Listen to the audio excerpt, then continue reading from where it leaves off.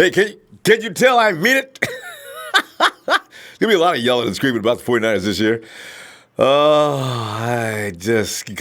we got to count down the days 1, 2, 3, 4, 5 at a time. Bam! How you doing? Hey, how's mom? Doing everything? Is she okay? Yeah. Was you a good child yesterday? You're supposed to be. Hey, headline. Peter King, NBC Sports, in way too early power ranking places the 49ers at number 7. And 49ers continue to want nothing, absolutely nothing to do with the HBO series Hard Knocks. Anyway, Peter King, he wakes up this morning to lay out a way too early power ranking for the 2019 season. During his program, Peter King's Football Morning in America, King places the 49ers at number 7 behind the number 1 Chiefs, the Patriots at number 2, the Colts at number 3, the Rams at number 4, the Chargers at number 5, Saints are 6, we are 7! I ain't got no problem with that, you know what I'm saying? Because, like, in years past, we was number 31 or 32, right in front of the Cleveland Browns. Remember those days? They weren't so long ago, so it's not easy. In fact, it's still a traumatizing effect and leaves some pain and suffering, doesn't it?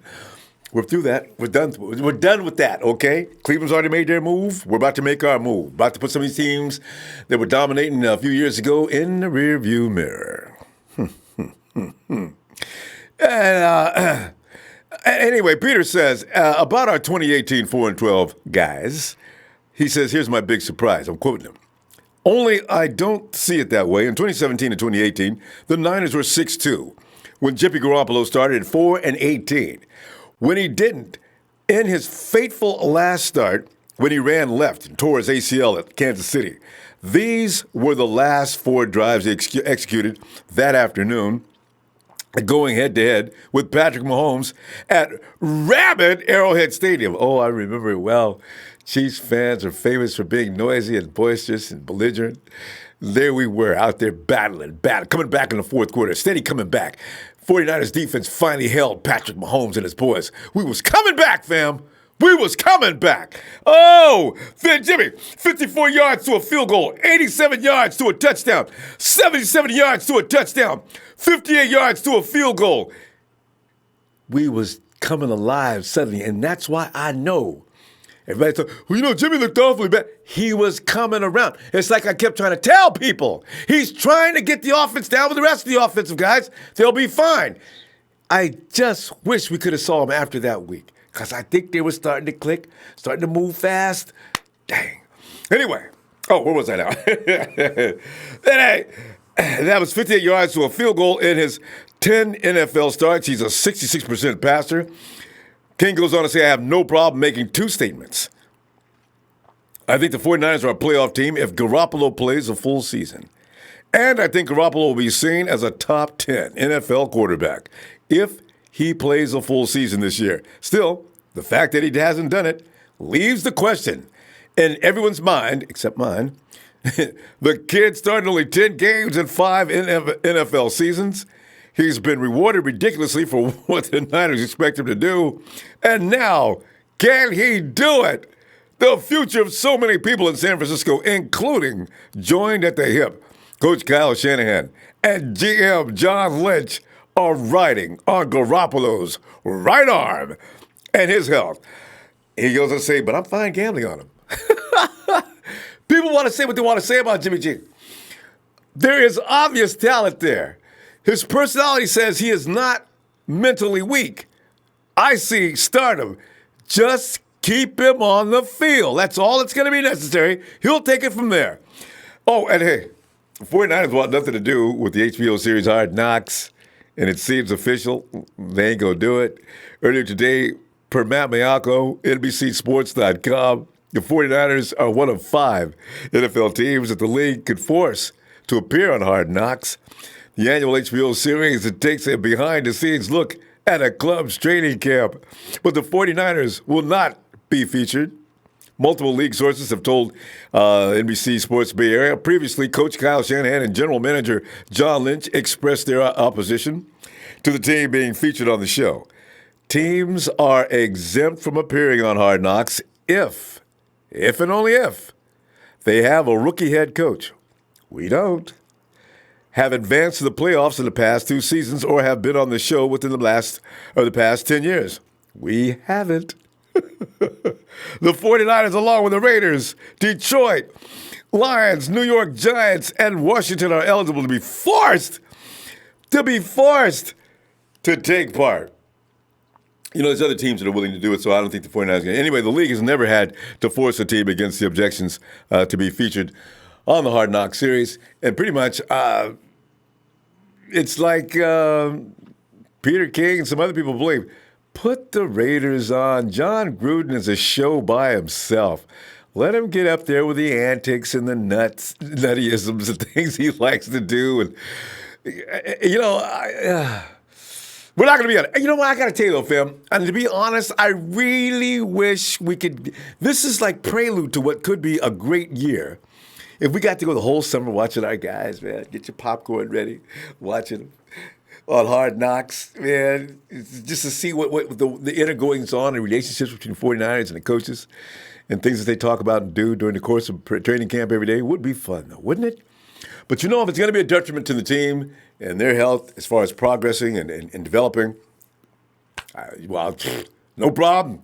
Don't do it, Kyle. If you think it's not a good idea, don't do it. I got no problem with that. I just wish I could do, okay. Anyway, there's Justin Rosales. I'm staying still and holding my mic. Thank you, Justin.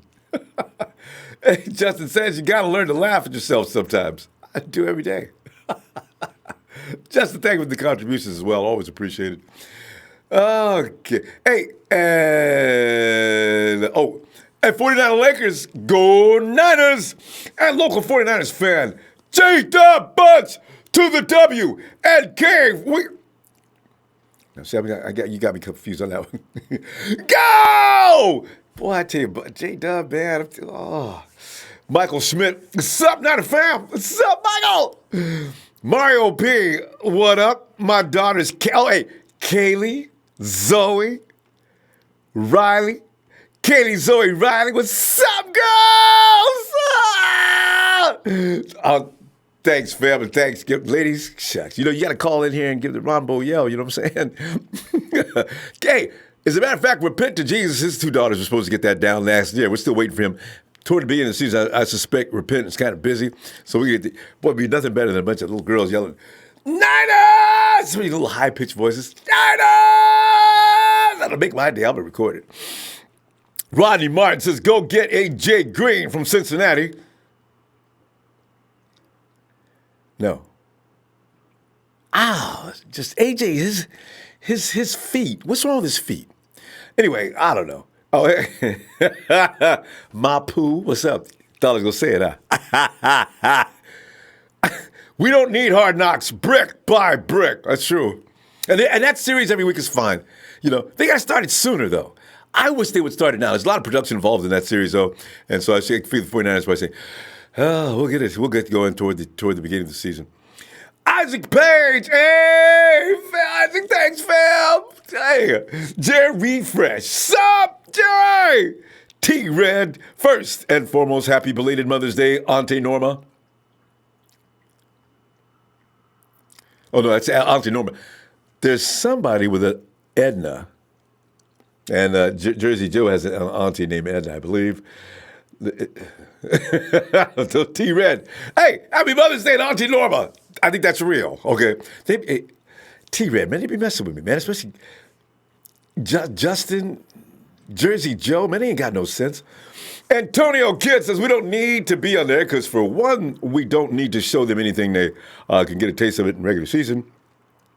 And it would be hard knock on the NFL. Go Niners, go. You're right. And I do understand that it's not the best thing for the 49ers. I just want to watch them, you know what I mean? Run it back and forth, tape it and run it back and forth and run it back and forth. Go on, what's up, fam? Renee Cruz, hello, fam. All right. And let us go. to the telephone. Well, Justin Rosales has made some adjustments, and his headphones are going to be still today. He's going to be loud and clear. Justin, am I right? yeah. Just you got to keep laughing at yourself. I'm telling you right now, man. My hand is cramping for how much I'm holding my mic right now. Okay, so I don't want to hear anybody complain about this mic. Okay, my mic, my hand is cramping right now. Well, they worked you yesterday, Justin. Okay. I felt bad for you, man. They were just tearing you up. Man. Okay, hey, Robono, did you see my comment yesterday? Yeah, no. An apology, apparently.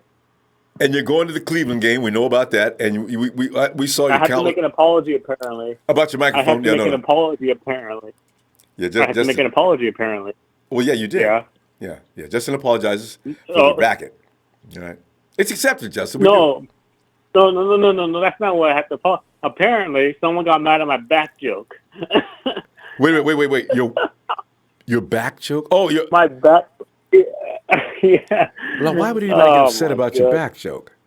I don't know. It was obviously a joke, and someone was like, "I have worse problems than that," and then they're like, "I'm leaving." I'm like, "Oh my god."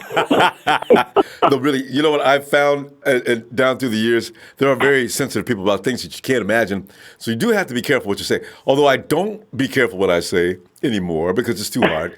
Because no matter what you say, there is going to be that percentage of people that take it the wrong way, misconstrue it, misunderstand everything else. And I've had nasty notes sent to me on DMs and things like that. Dude, that's not what I meant. I'm explaining myself all the time. So, don't feel bad. I remember one video you said a certain word. You're like, no. It's a scary thing. Hey, but Justin, we gotta jump on the subject. This is Justin. Hard guys on Hard Knocks?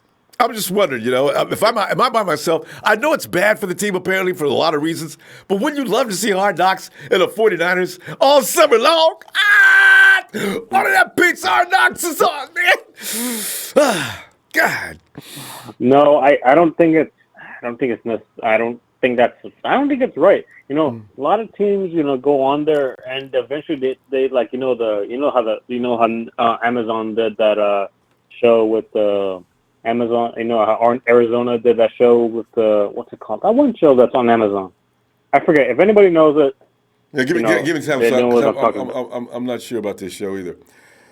It's some show that's on Amazon, and they go on it, and I think the Cardinals, they went to the NCAA championship game, and they got blasted by the Carolina Panthers. You remember? I know. Well, Carson Palmer, something was wrong with his finger.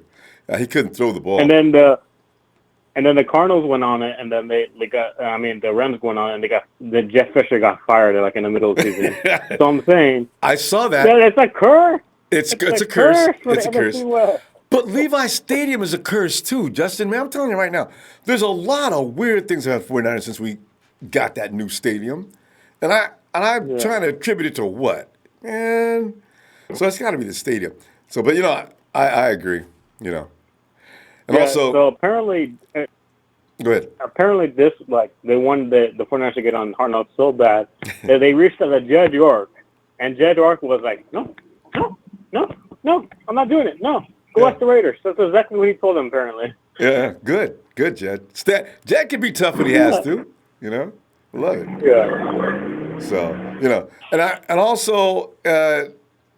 You figure that curse, since we have to fall in line with every curse on the planet, even if a black cat is outside walking past the stadium, well, there you go, 5 guys on the IR right now. So, it's probably best that they don't do it. I agree. Yeah. Don't do it. Well, I do appreciate Jed for saying no, but at the same time, I still can't get over I'm the owner. Hey, you don't dismiss an owner. You don't dismiss an owner. Owners. Jed's been too Hard Knocks for years. I don't think it's right either because if you look at it this way, if you show what we're going to be playing, does Hard Knocks. So explain this to me. Does Hard Knocks play out through every week of the season, or does it play out a year after the season's over? Is Hard Knocks a year after the season's over? Is it after the season's over? Yeah, I think it's a weekly series, right? I think it comes on once a week, and I'm not sure when the starting dates are because I never watch it because we're never on it. I get glimpses of it. I watch it on NFL Network when I'm in the mood, but there's something about watching another team. It's just doesn't do anything for you. Except the Texans that one year when they were in there, the dude is like cutting people on the camera, and it's kind of ew, guys. You don't have to show this. I mean, we don't want to watch a kid sit there and start crying because he's getting cut. God. So, Yeah. That's why I think you should just leave it alone. Like, I think NFL should look into, like, hey, we should not do this. I understand you're trying to, I think it's more the mindset that they want to reach out with the younger audience and say, oh, this is what players go through. Like, go watch college football. Go watch, right? God dang it. Go watch college football. If you really want to know what the sports go and put on a pads, And they go do put on a set of pads, Yeah. Yeah. A lot of everybody's wearing a mic. Don't rely on TV. If anything, they should just get off of TV. Like kids should get off of TV and go out and play sports. I'm pretty sure you played sports when you were little, like like I did as well as anybody else. Like I just don't see the point of Hard Knocks and all that. I really don't. It's all commercial. They're just selling spots and stuff, and they're making money off it. It's always about and plus if we put the 49ers, the people are going to know what we're running. The people are like, oh, they're running that. The coaches are going to be looking, hey, they're running this.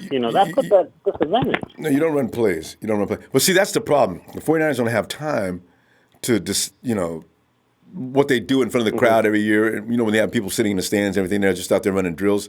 They don't have time for that in extended periods.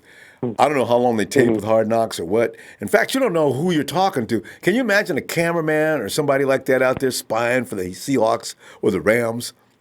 Ooh, boy. Like the Patriots Spygate? Yeah. Or like the Patriots Spygate that one year? Bill Belichick went around out there in disguise, But yeah, I just do want to. I just don't see the point. I do not. And I think the reason they wanted to put the 49ers is because of Nick Bosa's situation. Maybe Nick Bosa's situation. That's could be. Did you know? Did you have? Okay, so did you? I just want to cut. Because I know it's getting long. Did you happen to see the interview with Jimmy Garoppolo? That one. I think it was SportsCenter guy. He was interviewing Jimmy Garoppolo, and the guy kept asking about Nick Bosa, and there was a bunch of comments like, "Damn, he really want him to say something wrong." So they got to know these guys are coached up on how to act on the mic and on the air. They got PR training, and Jimmy said exactly. He was so PC correct, it was crazy. The dudes are good, man. You go on the mic, and they tell you before you get up there. He's going to ask you about Nick Bosa. Now, here's what are you going to say? Well, what do I say? Well, you say. We're not going to judge him on anything more than football. If he's a good teammate, then we'll accept him. You don't have to finish it by saying if he's not a good teammate, he's out of here, anything like that. But just say we're going to accept him for his football prowess, and after that, we're not going to have a problem. That's all you can say because otherwise you stir on the controversy, and the media is going to go wild with it. So you got to be careful. It takes a lot of training. Yeah. But but Justin, hey, let me see tomorrow. And I get the. It's not. And yes, at Donna Bell this weekend. At Donna Bell, I apologize for my comment. I apologize. Okay. Even though I really don't want to. Did you make Donna Bell mad? Justin, you cannot make Donna Bell mad. Oh no. Apparently, I cannot. Okay. And Trey, I did see your comment. That's why I'm holding my mic really still. But. Hey, shout out to Jerry Presh, okay? Shout out to Jerry Presh. And shout out to Rabona, because this guy's working really hard. He's done it since the NFL draft. That guy, I don't know how you did it, Rabona, but you stayed to the NFL draft and did a post game. Oh man, I love this stuff, man. Love it. And love you, right, Justin, for being in here. You and your apologies, man. Get out of here. I'll see you this weekend. Yes, sir. All right. Peace out. Peace out, fam. And and even if they could just give us, we get little clips because we got a lot of media people to go out there like Matt Maiocco and unfortunately there's a few other reporters who go out there like who I'm talking about who has a lot of bad things to say about the 49ers when they get back. I don't know. Grant should get more fiber in his diet or something. Why is he always pissed off these days? Zap Tanbam YT. Yo, Ronbo, birthday's in 3 days. Zap. You gotta come back Friday, man. I mean, and let's get out. Let's do that birthday then, man. It loses novelty if I do it too soon. Friday will do. Perry E. Howard just was watching the Green Bay and 49ers game from back in 2012 with Colin Kaepernick with the quarterback. Colin, boy, he was large in the charge, boy. Green Bay didn't know what to do, could not do a thing. Okay. Hey, 360 is your area code. You are in VC. Say, hello? Who is that on my phone? Hello? 360 Vancouver. Vancouver. Hello, Vancouver. Jack is back. Yo. Yeah, Jack, you can't be back yet. We got to talk to Vancouver first. That's not you in Vancouver. Hey, who is this? Yo, this is Harold. Harold. Harold, how you doing, man? Good, man. First time, man. First time on the show. Hey, Harold, welcome, man. Appreciate you too, huh? And we're sitting. Hey, tonight, Harold, man, we're looking at. Are you a fan of Hard Knocks? I mean, it's all right, man, but I don't want our Niners to be on it. You don't have to have it, right? Yeah, I agree. I'm getting over it. You know. No, I want them Shanahan plays to stay low key. Right. I don't want In-house. to give none of that away. I agree. Keep that in there. I bet you all them other coaches is praying that they do it, though. I bet you all them defensive coordinators is praying that they do it. I know. I gotta tell you though, Harold, it don't make no difference. Like Kyle never worries about it. When people get released and go to other teams, Kyle has so many deviations of what he does that Kyle says, go ahead, try to explain it to somebody else. Because what Kyle does, it shifts all the time. That's why a DC can know all the information he can get from another player. He won't be on point. In fact, it may put him in bigger trouble. Because as soon as Kyle senses he knows what Kyle's doing, Kyle's going to run his boys in another direction. It's got to be crazy hard to be a 49er under Kyle Shanahan. You got to be sharp, and you got to stay sharp. You got to be alert. You got to keep thinking, you know? That man, his game is crazy. Oh, yeah. You got that thick playbook, man. And he's got a different option for every play. All those play action, all those drop backs. Mm-hmm. He's got something different every time waiting on you. Mm-hmm. And Harold, you know what the advantage is? Now, McVay's over there trying to be Kyle Jr., right? But here's the thing. He doesn't have a quarterback like Kyle. You know what Kyle's always saying? I need a quarterback that can think fast on his feet. I cannot hold his hand through every play. If a play breaks down, if it needs you to improv, if it needs you to make some decisions out there and make them quickly, Jimmy G. This is what people don't appreciate about Jimmy G. We seen him do it in 2017. He didn't have anything but rehearsed plays. Jimmy's out there running the offense. He drops out. The play breaks down. Jimmy rolls out the pocket. He looks left. He looks right. He finds number 81. Touchdown, Niners. See, not all quarterbacks can do that. That's why I penned him a long time ago. Look out, look out, look out. This is a star. This is a star. Oh, yeah. Oh, yeah. We just got to keep him healthy, man. We just got to keep him healthy. I know. That's the bottom line on Jimmy, man. Well, Peter King thinks Jimmy G is a top 10 quarterback. And if he stays on the field, our power ranking right now is at number 7.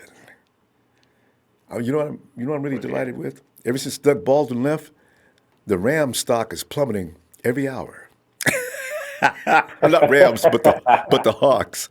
I'm laughing because Vegas has said, take that peg out of here, and let's move it down here. They ain't got no receivers. They got rid of all the defense. Let's stop lying about the Hawks. Ooh, I love it. I'm tired of hearing about the Seahawks and the Rams, man. It's time to get back to the Niners.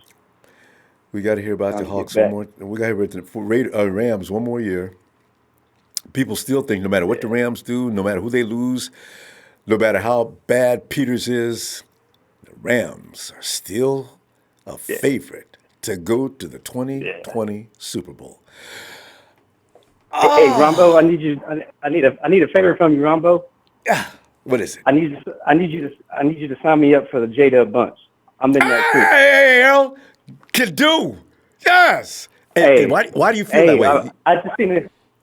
I mean, I've always liked him. I just, he obviously needs to stay healthy, but I've always liked that guy, man. And I just seen the little Niners YouTube video. They're comparing him to Earl Thomas, and he's obviously not as good as Earl Thomas, but they said he's only missed 10 tackles in his whole career, man. See? That man can ball. See, I read that stat. I don't like to bother people with that kind of thing because it makes them mad. You say something good about Jimmy Ward. Come on, man. Ronbo, man, why you always picking on these losers, man? You always you and that Eric Armstead, Joshua Garnett, Jimmy Ward, Arkello. You see, you have to look beyond the obvious. There's things that actually affect play that can't be helped. And sometimes these guys fall into circumstances that are beyond their control.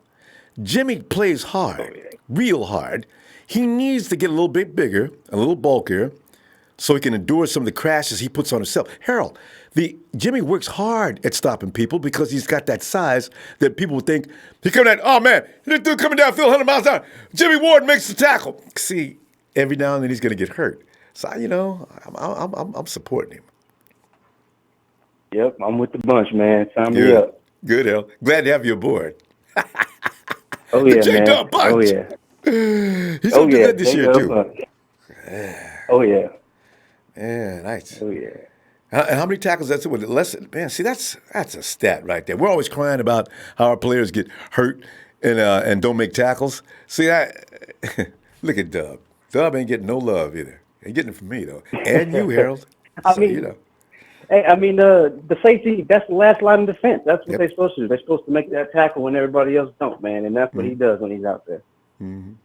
Tell you, man, I'm loving it. Loving it. Hey, Harold. Hey, great to meet you, fam. I'll be back Friday night. I'm trying to be back on Friday night because I just figured Saturday's too long to wait. I'm thinking about Saturday, but I want Friday. Oh, yeah. So I look forward to hearing from you Friday, all right? I'll be tuning in, man. All right, fam. Have a good night, Harold. Oh, you too, man. Yeah. And Ronbo called a razor.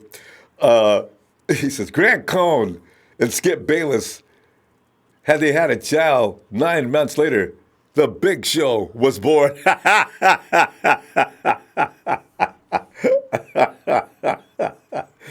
I shouldn't have read that. Big Show, man.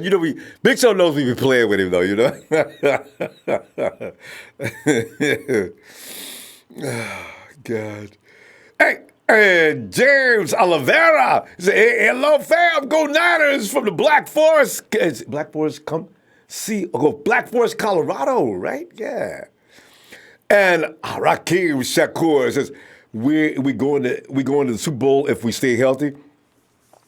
I'd be scared to say SB, but hey, listen, tell you what. If we get to the playoffs, though, that means the 49ers know what they're doing. And that means everybody's in sync with what Kyle's cooking. Jimmy G has got that offense all the way down, right along with the rest of his boys. Look out. That's all I'm going to say. Look out. Look out. Hey, Terry, Hard Knocks would have been great in Santa Clara. I know, it's not good for us. So, Empire Strikes Back 49ers. Hey, it's going to be a party this year as Niners win them games. Is that a piece of pizza? Or is that a drink or pizza? Because, I equate celebrations and good times with pizza. It looks like a drink, though. Oh, excuse me. I try not to belch on the air, but every now and then it's impossible. Isaac Bates, I feel like we need one more splash player to put us over the hump. Who do you think that will be? You know what? I want to see, this is that year, I want to see what the 49ers have. Is it necessary to bring in somebody to take somebody else's job who was sitting right there poised and ready to spring? What if Jalen Hurd comes in and does a job? You going to get another wide receiver? You make Hurd sit down? No. Justin Rosales found it. It's called All or Nothing for Amazon. Hey, all right. I'm going to check it out because I've never seen that one. But yeah, see, I worry about splash players. Splash players, of course, are going to want to get overpaid. And I look at the offense. I don't know what else Kyle would need. I really don't. So leave that alone. Defense is set. So I'm not really worried about that either. Jack is back. Go ahead, Jack. I love when you make your announcement, though. A girl. Ladies and gentlemen, breaking news, everybody. Watch him say Jack is back. I'm loving a hoe. Ladies and gentlemen, Jack is engaged officially as of today. What? No. Jack. I found somebody to say yes. Can you believe that? And it wasn't Jackie, wait, Jack. by the way. Question. Has that been the problem the whole time? Everybody was saying no, and this one said yes? Maybe so. But either way, Jack is back, whether you like it or not. Well, good, Jack. And you know what? You should be a happier man now. If you wasn't. I'm very happy. I've been happy since the day I found Ronbo on YouTube. And you know what? I'm feeling great. And shout out to my boy Go Hard before I forget about anybody. Let's shout out to Go Hard for being the victim and then coming back like a savage, but then being the victim again. But you know what? That's another story for another day. You know what? Jack is engaged officially to a new Jackie. You know what I'm saying? He found another number 10. You know, I don't sell for number 8 or 9. You know what I'm saying? I got an American accent in England. I need a number 10. I need a 10 out here. You know what I'm saying? So I got another 10 finally. Maybe that was the problem. But let's get into 49er news. You know, all this bullshit about, we're going to get there. And I was the first guy to say, we're going to the Super Bowl. We're going to Super Bowl. We're going to Super Bowl last year. And you know what? Mm-hmm. We got all these guys come from injuries and John Lynch is the same goddamn thing what he did for Pierre Garçon, overpaid for Quan Alexander, even though he was the best linebacker available. But he's coming back from an injury. And the same thing with Barrett. And it's the same thing about Jimmy G, including our running back, McKinnon. So you want me as a 49er fanatic fan, the greatest fan, of all time, Jack, to just say, okay, everybody's going to be on there, including Sherman now. Sherman says, "Oh, I feel better than I did last year. I was running on one leg," or whatever the hell he said. Yeah. I forgot the exact word. That's what he said. He's out there. He's out there on one leg. So you're telling me that every single person coming back from injury is going to stay healthy? Well, no, you can't make that promise, though. So what the hell are we promising? And what the hell are we saying? It's a violent game, game, what the hell Jack. are we thinking? It's luck. From week 1 to week 17, it's luck. How many guys can you keep upright on the field? That's part of the game, Every team has to face that. You know what? If Trey from the VA, if my boy Trez, Sheik the Freak, if Go Hard, if anybody's listening to me right now, please jump on this conversation. Jump into my conversation, please. You don't have to congratulate me, but come on. Jack, hey guys, make sure to write in the chat, congratulations, Jack, okay? Because listen, Jack has been the most positive guy from out the jump, yeah? But you know what? Sometimes, I listen to Trez and I listen to these other guys. Drinking, Jack. Stop the booze, bro. You stop it. Stop the booze. Cross over for once in a while. God damn! Everybody always got to hate on Jack. Jack, you the most dumbest, ignorant ass. You're not hating, bro. Jack, you told him to come in. Your kidney. You want your kidney to be healthy, bro. Your kidney and your bladder's going bad already, bro. What did I do today? Tell me what I did. Why are you guys angry with Jack? Jack, who's the other guy? Who's the guy that said I'm ignorant? Why am I so ignorant? Am I not speaking facts? Well, Man, Jack, because you be saying stupid ass shit, man. You always saying dumb ass shit. Man, why you always be doing that shit, man? Man, if you ain't gonna ride with the 49ers, man, get your ass on somewhere, man. You ain't got no faith in the team. We from the West Man, Coast, you ain't got no faith in the team, man. You always on that bullshit. We ain't in the You ain't got 90s no no faith more. in the team, bro. Take your ass to a Raiders. We from the South. Well, can I get you to calm down a minute, Will? All right, Jack, let's not invite. Is that Will? Is that Will? Yeah, Was that Jack, Will's let's not. broadcast? No. That was Will's broadcast. Jack, Buddy, let's not invite people, Jack. Now, Jack, what I'd like to see you do though is go ahead. Yo, mammy a broke ass. Well, bitch ass. To see what I'd like to see, Jack, is you go ahead and finish up your time. We'll give you another minute 30. Jack, I really think you're a little bit misunderstood at times, but you don't want to invite this kind of element. Jack, you've got to create a new image. It'll take a little while, but you can do it. And but what did I do? I just want to know what I did. Well, what did I do right now? What did I say? You've done they a few jumped things. into my comment. Not today, but there's been some things in the past. I'm feeling good. Yeah, I know. I feel good for you. I'm feeling good, and we're talking about facts about people who getting injured, and it's a fact. We got so many guys come back from injuries, but you want me to get on this hype that everybody's going to be 100% healthy, and they're going to stay healthy. Keyword stay.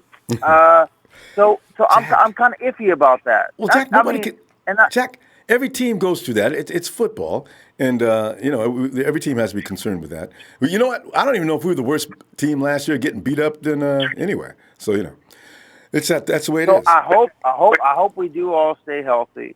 All right, I hope we do, because I got a lot raised on this thing, and I feel like we're going to surprise a lot of people this year, and. Just know the fact that, man, goddamn, you ain't all gotta jump on that bandwagon. You know what I'm saying? I mean, come on now. A lot of us feel I'm a one-man band. I'm going to stay a one-man band for the rest of my life. I don't jump on nobody's team because I am the team, baby. Don't hate me because I'm making more green. I'm just letting you guys know, hey, Jack, these I gotta are go. facts that I'm speaking. Jack, we're going to go. Because as I said, you got to work on your image, Jack. This is not the way to go about making friends and influencing people. I don't want to make friends. Why the hell would I want to make friends? Well, why not? I'm just speaking my mind like everybody else is speaking on the radio show. Right. It's a beautiful radio show, and thank you for allowing me to speak again. But, I'm going to continue to be Jack. Don't try to change me. Okay. I'm going to remain me. All right, Jack. And don't be jealous. Don't be jealous. Jack. There's just so much jealousy. Jack, I'm going to go. I got to go. We'll let the next guy in. And Jack, congratulations once again. And, we'll talk.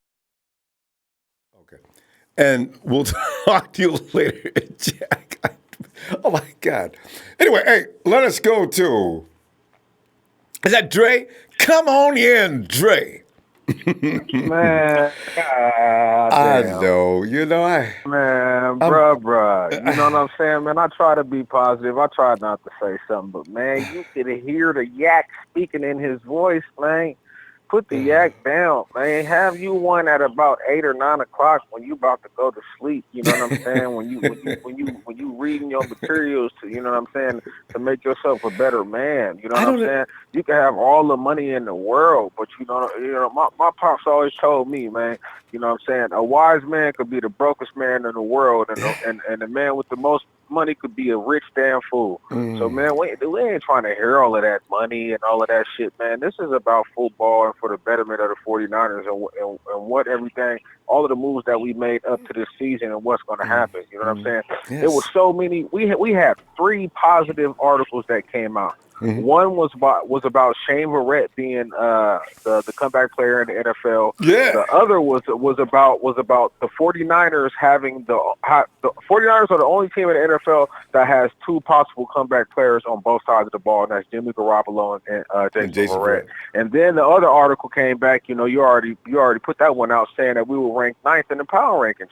And here these people come talking about players coming back on injuries and all of this old shit, man. Look.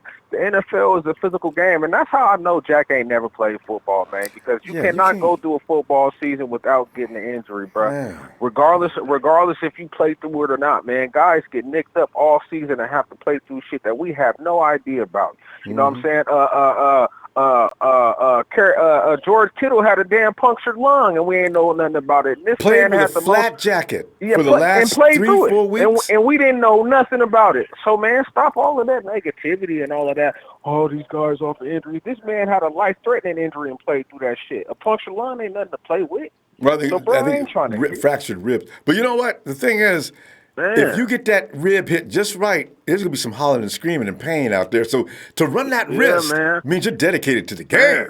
Yeah. Man, most definitely, man. Let's talk about that, man. You know what I'm saying? Like, guys are going to come off of injuries every single year, you know what I'm saying? And it takes a leap of faith and a prayer to actually make it through the season with actually having a team that's fully healthy. You know what I mean? And you know what I'm saying? I mean, the Patriots win championships every year and shit. They have players that don't play multiple 3 or 4 or 5 games. Just about the next man up. And like I said yesterday. Yeah, man. You know, like I said yesterday, man, you know, we have prepped ourselves for having guys come off the bench and playing games because they had to do it for 8 and 9 games all last year. So these guys are primed to play. So I'm really not worried if we have 1 or 2 guys that go out to injury because we have guys that have played the whole season and know what it's like to play under pressure, you know, being a 3rd or 4th stringer. You know what I mean? So I'm not even worried about that. And I'm not going to speak no injury into existence, man. What I'm going to talk about is how the NFL Network is saying we the only damn team in the league that has the possibility of having 2 players on both sides of the ball to have comeback seasons of the year, man. You know, that's something amazing to hear, man. And to hear guys that's been in the game like Colin Cohart and the guy that wrote the article this day, man, these guys have been doing this analyst thing for a long time. And to see that Colin Cohart had us at number 7 and now, I mean, had us at number 9. And then this Peter guy King today had us at number 7. Yeah, Peter King. Oh, come on, man. Right. I mean, that's something positive right there. I feel good about that shit. You know what I'm saying? Now, the proof is in the pudding. It don't matter if you put the pads on and you actually see what happens. But just to hear that guys have faith in us and they are not even fans of us, when you're an analyst, you have to be on both sides of the ball. You have to say some positive stuff, and you also have to question value in these players and these teams, right? So to hear that these guys have, you know, these guys aren't 49ers fans, and to hear that they have that, but, like, come on, how could you not have a good outlook on our season when there's guys who are not even fans of us? The first ones to bash us and beat us, because you know how badly some of these guys have been beating the 49ers up? If they slow down on that, that means something there. Boy, they love to beat us up. Most definitely. You know, and when it comes to this Hard Knock thing, man, being on the Hard Knocks is like being on the cover of the NFL the Madden game. You know what I'm saying? You don't want to do that. Bad man. luck. That's a curse, bro. Yeah. That's a curse, bro. You know what I'm saying? So you're not gonna pick out some of our routes that we be running, or you know what I'm saying, who's gonna use the secret weapons, you know who's gonna line up in the backfield and then run them out into the slot. Man, we ain't about to show none of that. None of our attention to detail, none of how we train during the off season, man. We ain't gonna show y'all none of that shit, bro. Y'all gonna have to come out guessing, bro. And watch the players get dogged out. Because there be some people you get dogged out in practice, boy. Man, I remember watching the one with Jeff Fisher, and they got the camera in these dudes' face while they getting cut. Man, come on, man. I know that's a little rich. I can't take that. That's classless, man. That's classless, man. You know, I ain't with that, man. So, like I was saying, man, man, Jack, you need to seek out some anonymous meetings or something, bro. You know what I'm saying? Man, I feel bad for you saying that you engaged, man, because that lady got some problems to deal with, bro. If we can't deal with you, how a woman gonna deal with you? Phil, we got to. You know what we got to do? We got to collectively try to bring Jack down to earth. Now, right now, he's flying real high, and he's got maybe an inflated. His ego's a little out of control. So what we need to do is help Jack realize that we're not trying to oppose him, that we're not trying to war with him, trying to get him to come back down and be a part of us. Stop trying to be above and just be a part of the family. You talking about all of this money you making. What happened if they fire your ass? You know what I'm saying? I mean, you ain't got your own business. You working for a company, bro. So they, you know what I'm saying, that money could be out the window. You know what I'm saying? Don't no money make me the character of my makeup as a man. You know what I'm saying? And I am who I am because of my heart and what's inside of me. You know what I'm saying? So once upon a time, when I first met Jack, he's one of the most pleasant guys in the world. Jack didn't start having issues until him and Gohard one night had this knockdown, drag-out match, and he's been that way ever since. I don't know. Well, shit, from what I know, Gohard apologized to him. So, Well, yeah, Gohard's not like that. I mean, yeah, so I know. Hey, man, you know what I'm saying? That's our project for this year, though, Dre. Bring Jack back down to earth. Let's see if we can get him back, because he was a great guy way before all that started. But now all of a sudden we've created. He don't even sound like the same person, man. You remembered, right, when he first came, then, right? Yeah. I've been with you for like 5 going on 6 years. I definitely remember. Yeah, Jack went through some kind of change. But anyway, Dre, hey fam, let me look for you this weekend and a little more good news shout we out go to get. the TNT fam. You know what I'm saying? My boy Trash, big show. You know what I'm saying? Trey. You know, my boy Will with the skill. You know, Sheik. You know what I'm saying? All of my guys, man.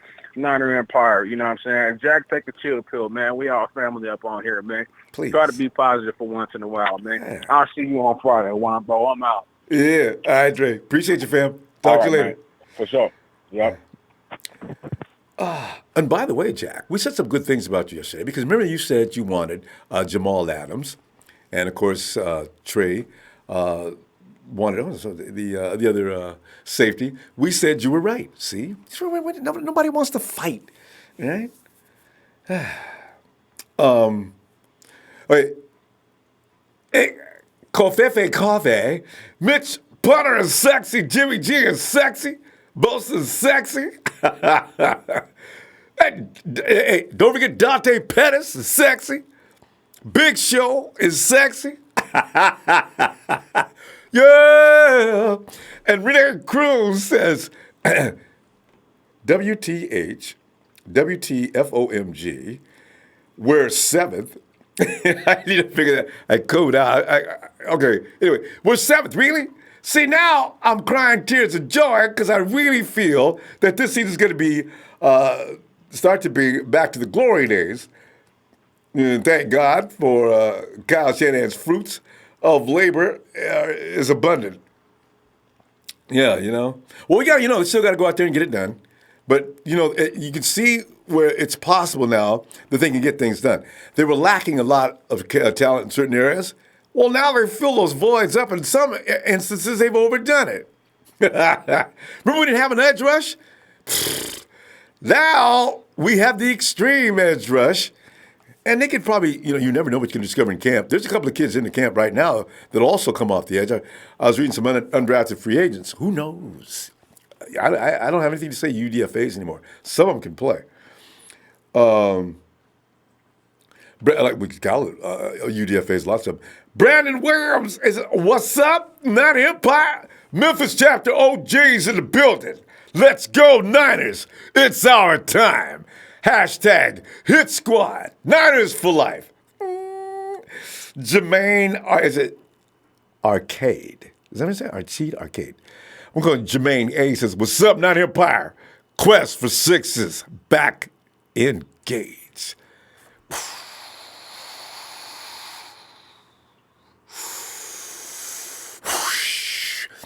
The countdown. 3, 2, 1. Ignition. Niner Empire, back in the sky. But I know. A little we got to wait till they get launched and get out there. We got to get a couple of wins. Got to see how that offense is working and fitting.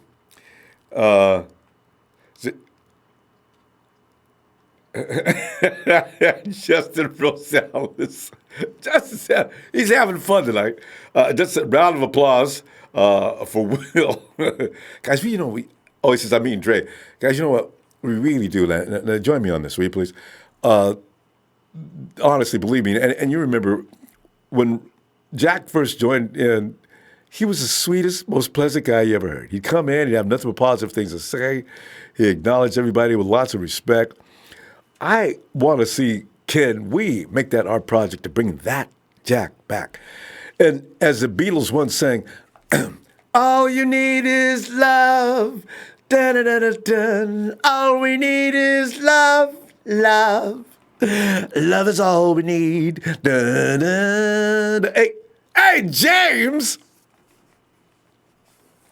What's up, Ronbo? How you doing?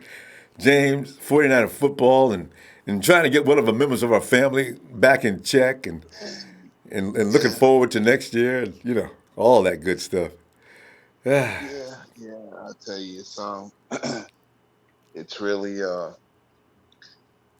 an eye opener to hear, these football commentators and sports analysts, taking us up there in the power ranking, putting us up there, Suddenly. way on up there at 9 and 7 and all that, and the best is yet to come.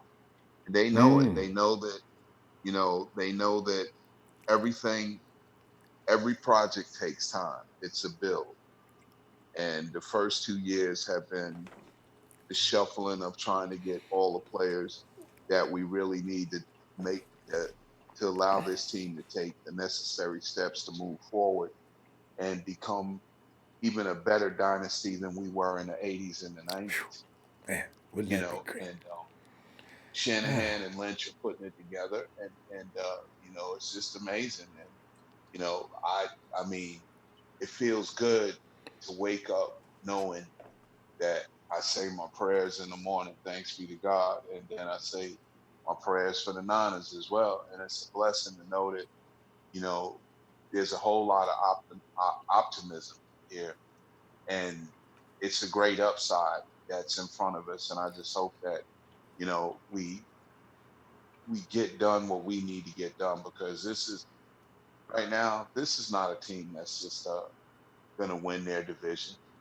It's more than that involved, and we're going to pursue that. And I want to say this much about the caller, Jack.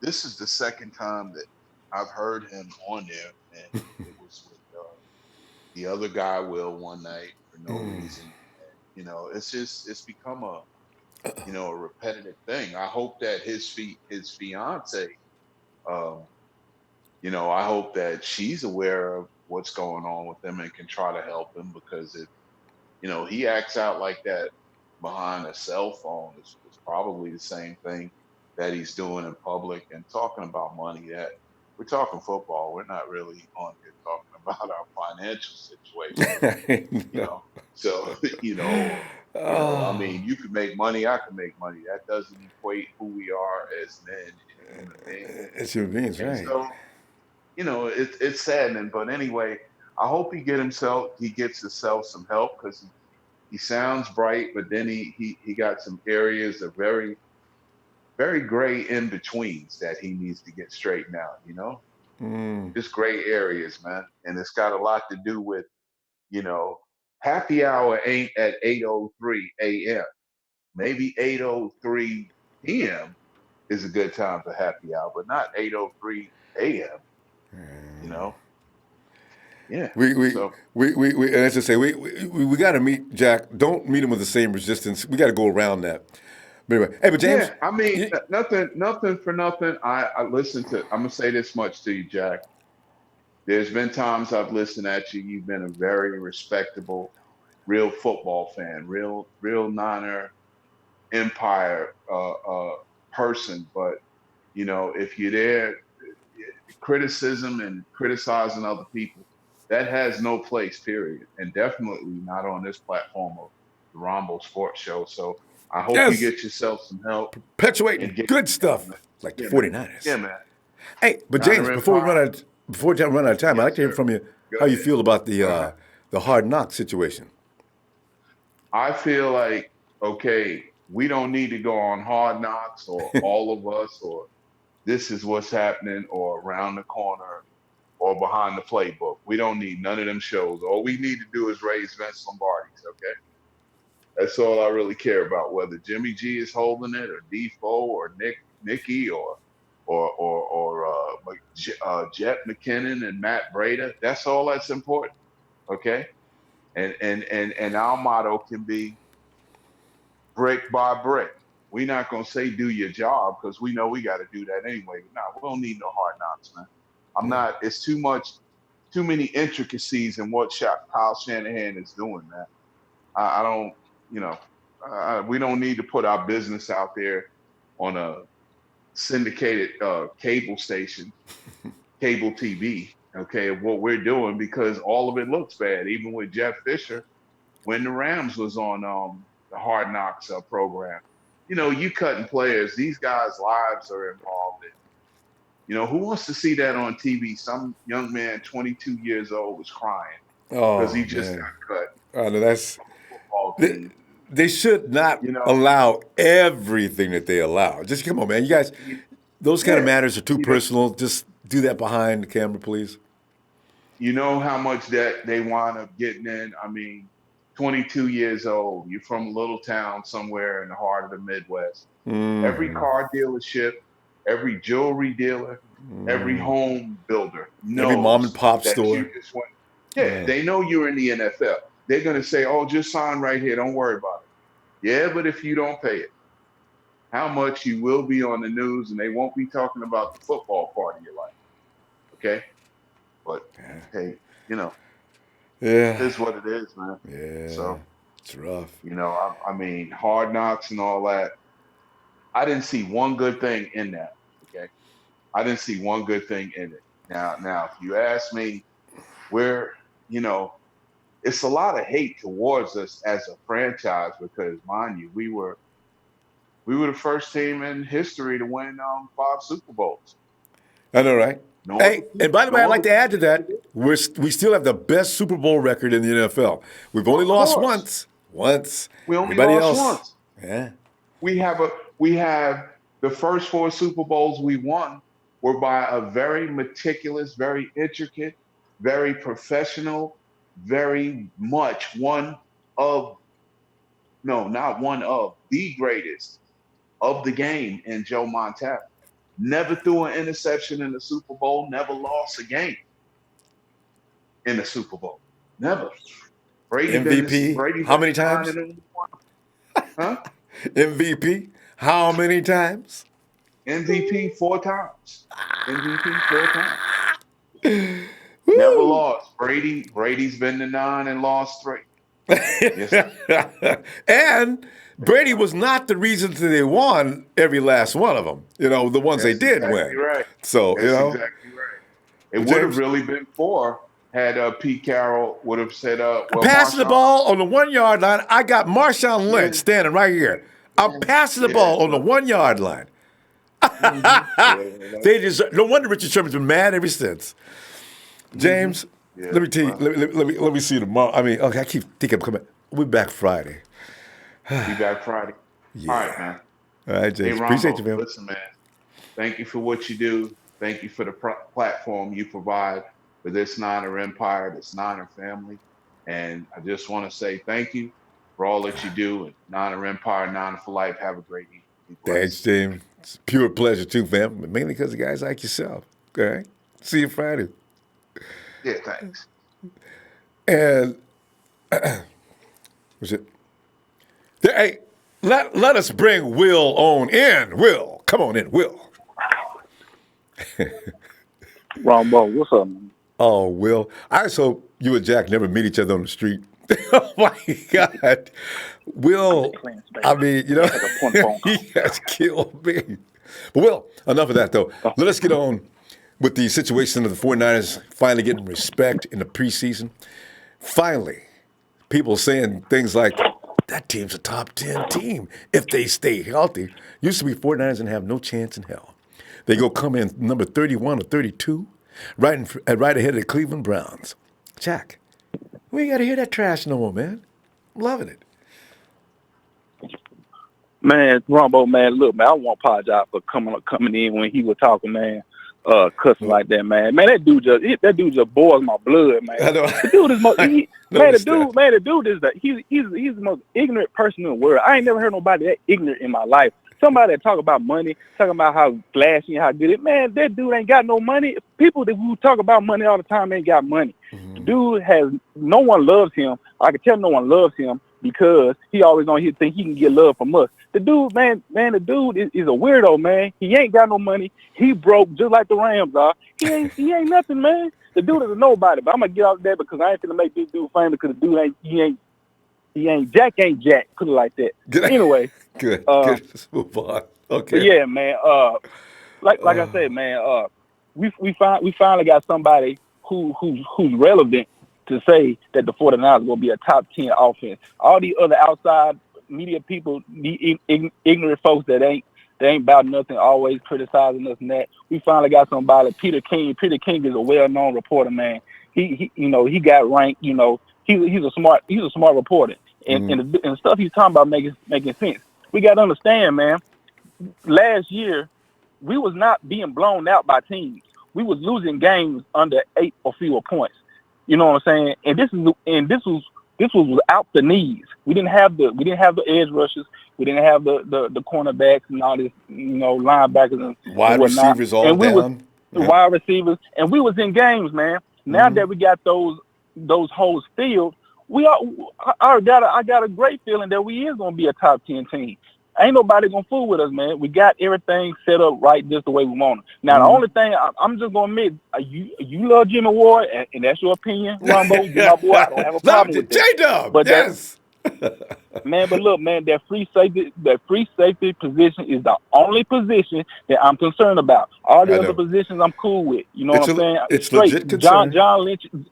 Yeah, John Lynch and Kyle Shanahan, they address the other issues except the free safety position. But if they got faith in Coburn and Ward, that's them. I just hope it don't bite them in the ass. But we are gonna be a top 10 team, man. Jimmy G coming back, man. Everybody's coming off of injury. You know what I'm saying? Ain't nobody hurt. You know what I'm saying? And we had guys playing last year, playing the whole season that was hurt. Killer was playing hurt. The lineman Person was playing hurt. Breeder was playing hurt, and almost racked up 1,000 yards that whole season. You know what I'm saying? We got players. And we got players that's tough. How about that guy came in for Kwaski T, Marcel Harris? Marcel Harris had 5 minutes to practice, and they threw him out there. He looked a little weak in that first week. Marcel Harris, by the time the season was over, was rolling. So right, man. This team's got guts. And he came off of the injury. You know what I'm saying? So I mean, quit off, man. We look, man. This injury stuff is just something we have to quit talking about. Last year was last year. Yeah, guys were hurt, but they're back now. Barrett got hurt last year, but he's back now. He's 100%. Sherman said he's 100%. He said last year he was hopping on. He felt like he was playing on one leg, but now he's back to 100%. So he's gonna be back to Pro Bowl playing for him. Everybody's coming back from injury, man. So why are we talking about it? We talking as if you guys are still hurt. Man, it's like Dre says, don't talk it into existence. Exactly. Man, I've been saying that. Me and Dre been saying that. We talking into an existence, man. Why are we doing it, man? You know what I'm saying? And these guys been playing hurt last year and made noise on the field. Person played hurt and he was still holding up on the line. Breeder was hurting back and forth. Almost racked up 1,000 yards. That show you how good of a coach Kyle Shanahan is. See, you know what I'm saying? They didn't stop believing. Good point. Oh, Will, excellent point. Bring that up. Yes. Man, come on, man. I mean, right.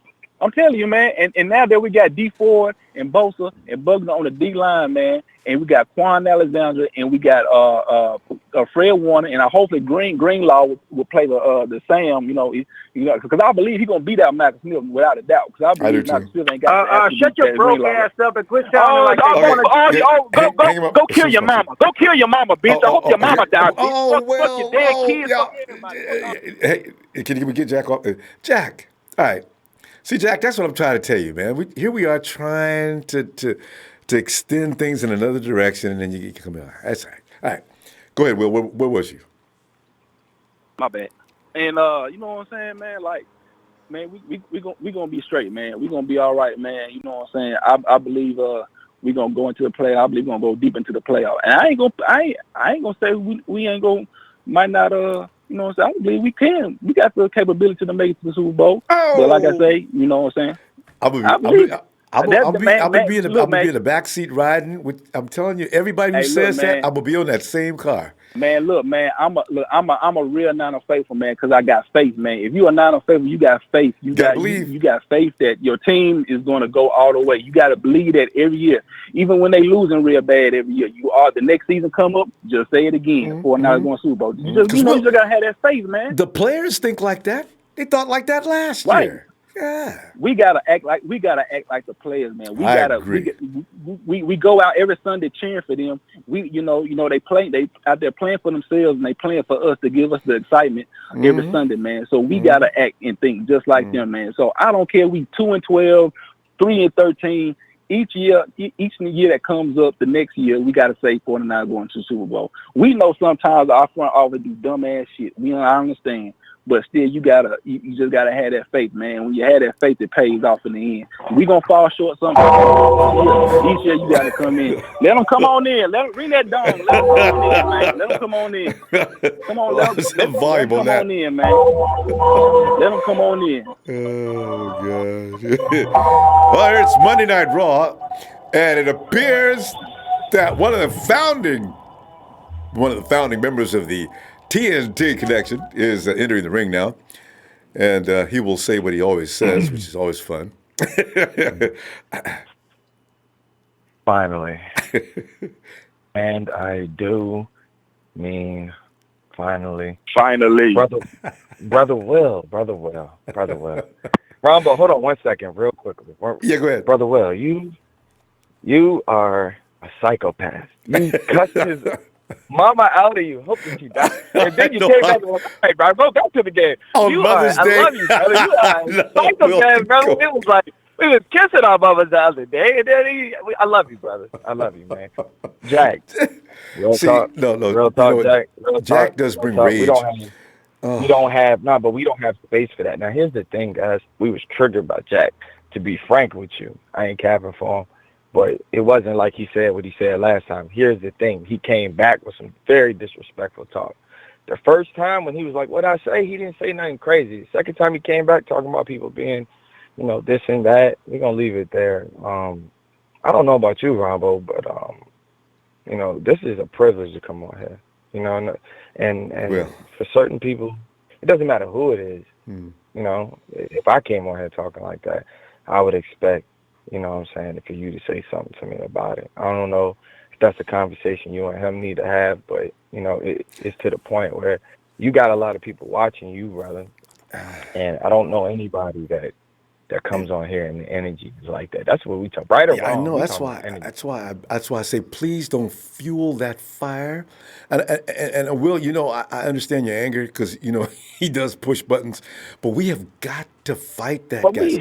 We have got all that, man. But yeah, I understand what you're saying, Ronbo. But look, man, I'm young, man. I'm young. I'm still growing, man. I'm still in my 20s, man. I'm still growing, man. I don't really have much understanding because I'm young. You know what I'm saying? So I'm trying to work on that. When you're young, man, you really don't have any understanding. But when you grow up, you get wiser.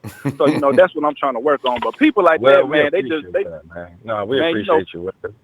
As I say, I understand it, Will. I'm just hoping that understanding the situation completely, every now and then we could rechannel that stuff and go in another direction with it. I mean, because he's going to get worse if we continue to have those little altercations. He's thinking of things right now to say. Ronbo, this is what we got to do, Ronbo. Somebody, he just needed, and it's not just him. Because he ain't the only one wrong in this situation. You know what I'm saying? He ain't the only one. We ain't passing blame around left or right. All we can say is this, man. This is where we come to have fun. We're going to disagree. Yes. Gotta remember that. Right. 49ers are a good time. Keep it that way. Yeah. Now, speaking of having a good time, Ronbo, I usually say it's cute and cuddly. I can't even say that tonight. My goodness. It was never cute and cuddly. Cute and cuddly left an hour ago. Not a bit of it has been cute and cuddly to hear it. You know what I'm saying? Hey, Will. What's up, man? You good, brother? You good, man? Man, I'm feeling lovely, man. I'm feeling lovely, man. You doing all right? Tonight, man? Yeah, man. I'm doing good until I heard Ronbo with this fictitious, disrespectful fan club. For a player that's never made a play. I love pushing buttons with that. Trey, there are children that are 49er fans that have never seen Jimmy Ward make a play. Ever. Hey! Ever. The INT! Man. Don't forget the INT. He had it. It was way back when Barack Obama was president and Kaepernick was our quarterback. That's how long ago it was. It was that long ago. It was long. Man, I'm telling you, man. I do not trust that Listen, guy, man. I'm telling you guys right now, Hey. he's been put back where he can play his best football. I like his chances. He's just got to stay on the field. Hey, so we got to get a playmaker there. Eric Berry, you know, do. What's them digits? Let's call him. Let's hit him up. How much would you pay, Trey? How much would you pay Eric Berry if he would sit down to the table? We're not broke, man. Hey, Eric, here is a non-guaranteed. Okay, here's a no. We'll give you a small guarantee up front. Just a small guarantee. Veterans respect. We'll give you a small guarantee. It's gonna give you a $5 million contract. Prove it, deal. You know, $1 million certain roster bonus. Yeah, you know, that's not bad. You got to make it. I can dig that. I can dig that. You got to make it through. We can't keep rolling out here with guys with no ball skills, Ronbo. This is what it boils down to. What are you saying, Trey? Are you saying that Dub ain't got no ball skills? Thank you, sir. He's not the only one. He's not the only one. The dude got beat. The dude got beat on a fly route. Talking about he had sun in his eyes, man. In the preseason game against the Cowboys. Come on, man. You know what? He had to think of something to say. You know, Jimmy didn't believe that. We're gonna get into it really quickly. Here's the thing. There's a myth going around. I heard you saying it yesterday. And I heard our name. Shout out to TNT, the family out there, man. We did it. You know, it's way too late for that. I'm sorry, guys, but I heard you saying some false things about pass rush. You know, the Kansas City Chiefs were brought up.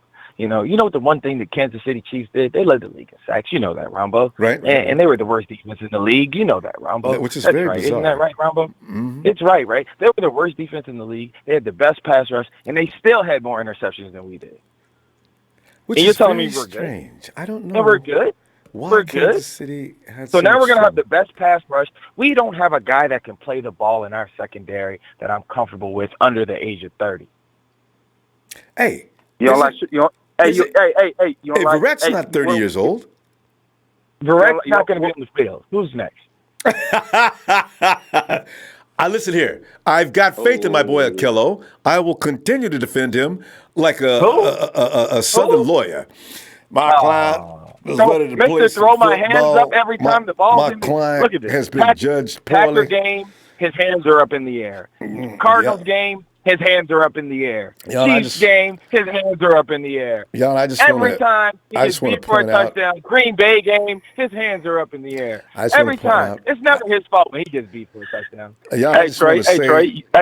My boy was under instruction from a bad coaching staff. Is Mr. Jeff Hafley, if you didn't know, has been released from this organization. And I suspect that my boy will definitely profit from the new coach, Joe Woods. We have the best. Hey, man. My bad, Trey. Let me ask something. You don't think the pass rush that we got right now, you don't think it's going to help him out? Yeah, it will. The pass rush that we have right now will give us at least 2 to 3, maybe 3 more interceptions this year. But if you don't have guys that can turn around, we talking about playing cover 3, guys. We talking about playing cover 3. Are we running the same scheme or did we change? I know Joe Woods is in charge, but Saleh still has his finger on it, right? So in cover 3, the back of your head is going to be back to the field a lot. And unless you have Richard Sherman type of whip around and recognize ability. Which I'm expecting. And Verrett ain't got to be taught nothing. And Jimmy will be fine. I'm going to get up out of here, man. I know we got to go. Come on. Trey, you ain't got no faith in my boy Verrett. Come on now. Ronbo, it's always sunny, isn't it, Ronbo? It's always sunny. It's a great day. It shines bright. I'm telling you, let me tell you something. Santa Clara. I saw a lot of sunshine on that scoreboard against us. We need players that can make plays on the ball, and there's one in free agency. This will not be the first time that you prejudged people who did a good job. So get ready. I want retribution, Ronbo, on anybody that says they're in the J-Dub fan club. You have a problem with TNT. You have a problem.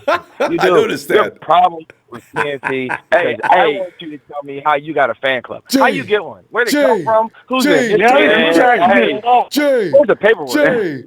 J-Dub. Hey, they need to bring in Chris Harris though. I don't know why they want to try to trade for Chris Harris. You guys are dragging everybody in except my boy.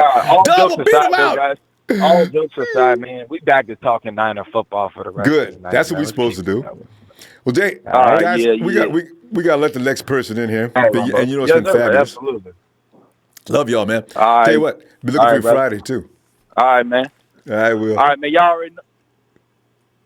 Oh, let me finish it for him. You already know the Rams. I forgot. I got 3 little girls watching. Okay. Hey. Oh, Mark. Hey, Mark Espinosa says, on a brighter note, can I get a shout out, ranchero style? Let's go, Juanbo. Juanbo. Juanbo. Wait. Let me wet it up a little bit. Dun, dun, dun, dun.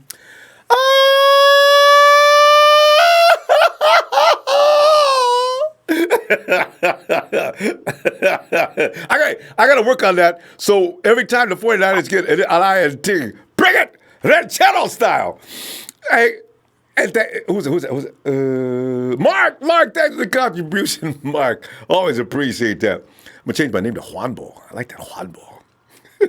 Sonungos, amigos. Hey, Justin Rosales says $5 million. Oh, hell no. Sign TJ Ward. Hey. TJ Ward. What? There is a TJ Ward. Yeah. That's right. TJ Ward, yeah, TJ Ward is trying to get back. Okay. Listen, I really don't care to sign anybody. I like J-Dub back there. And he's going to prove this is his final year to prove that he can play the safety position. Stop playing him at corner. He can play slot. He's okay. But safety. They always listed Jimmy as a natural safety. Let him be natural. Stop putting him places just because. And the only reason coaches did that is because they could say you could plug him in anywhere. He was one of the best of 11 players on the field. But that was back in the day when we didn't have a lot of defenders. Now we do. Let him play what he's best at. You'll see a difference. I'm betting on it. And Justin still says our bet is still on. Justin still. Oh, man. Hey, where we at here? Let me go. We got Daryl. Daryl, come on in, man. I'm talking hard knocks. I'm talking about the 49ers being ranked by Cowherd at number 9, by Peter King at number 7, not even to mention, here at Ronbo Sports, we're ranking them at number 1. Well, we'd be back. What's going on, Ronbo? Number 3, you know. Daryl, man, just sit back here and tripping on Niners. What are you thinking? How you doing, Ronbo? What's going on? Fabulous, man. Fabulous. I'm just thinking hard knocks. I want it, but I know we don't need it. League is like, you know what's going to be funny, though, because if the 49ers, if the NFL wants them, if they say, listen, guys, this is not something you're going to debate. Now, you're either going to do it or you're going to lose draft picks. Listen, I'm not done. You're going to pay money. We pay HBO a lot of money to promote the NFL, and you are going to go out there and you're going to do as you're told, and you're going to like it. I mean, you can see what's happening because, you know, when it comes to money, Daryl, people get crazy, you know? So. Right. And, I mean, if they don't want to go on hard knocks, that's their prerogative. Like, it should be. There's other teams that's willing to go on there. So it's like. Probably. So don't force anybody. Right. You got 4 or 5 teams. Get one of the other teams. Right. But we'll see.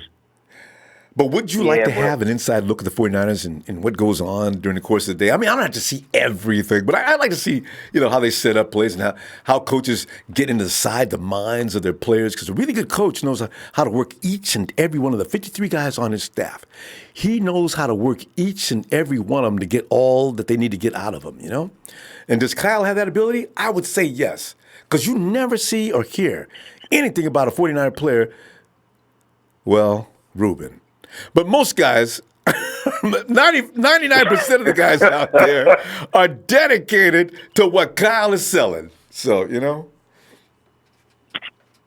Yeah, there's a reason why they're not doing it. That's the second year they asked them and they told them no. So they're doing that for a reason. They don't, you know, they feel like they shouldn't need to show that. Like when they see our players perform this year, they're gonna find, you know, they're gonna find out why they haven't been doing that. So I know.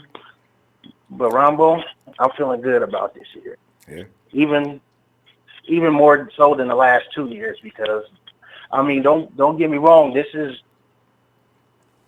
season 3 and season 4 are the most important seasons out of all the 6 seasons because this is the make or break year. Yeah. And John Lynch said it himself. He said, "You see, it's put up time." Yeah, it is. So they know it.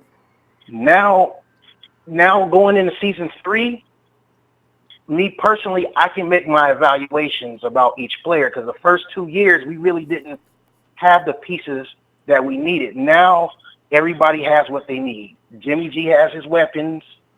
Lynch and Shanahan got the players that they wanted, and Saleh got the players that he needs on defense. So no excuses this year. It's put up time. If we do not get to the playoffs or at least win 9 to 10 games, somebody might be getting fired. Yeah, somebody might be getting fired.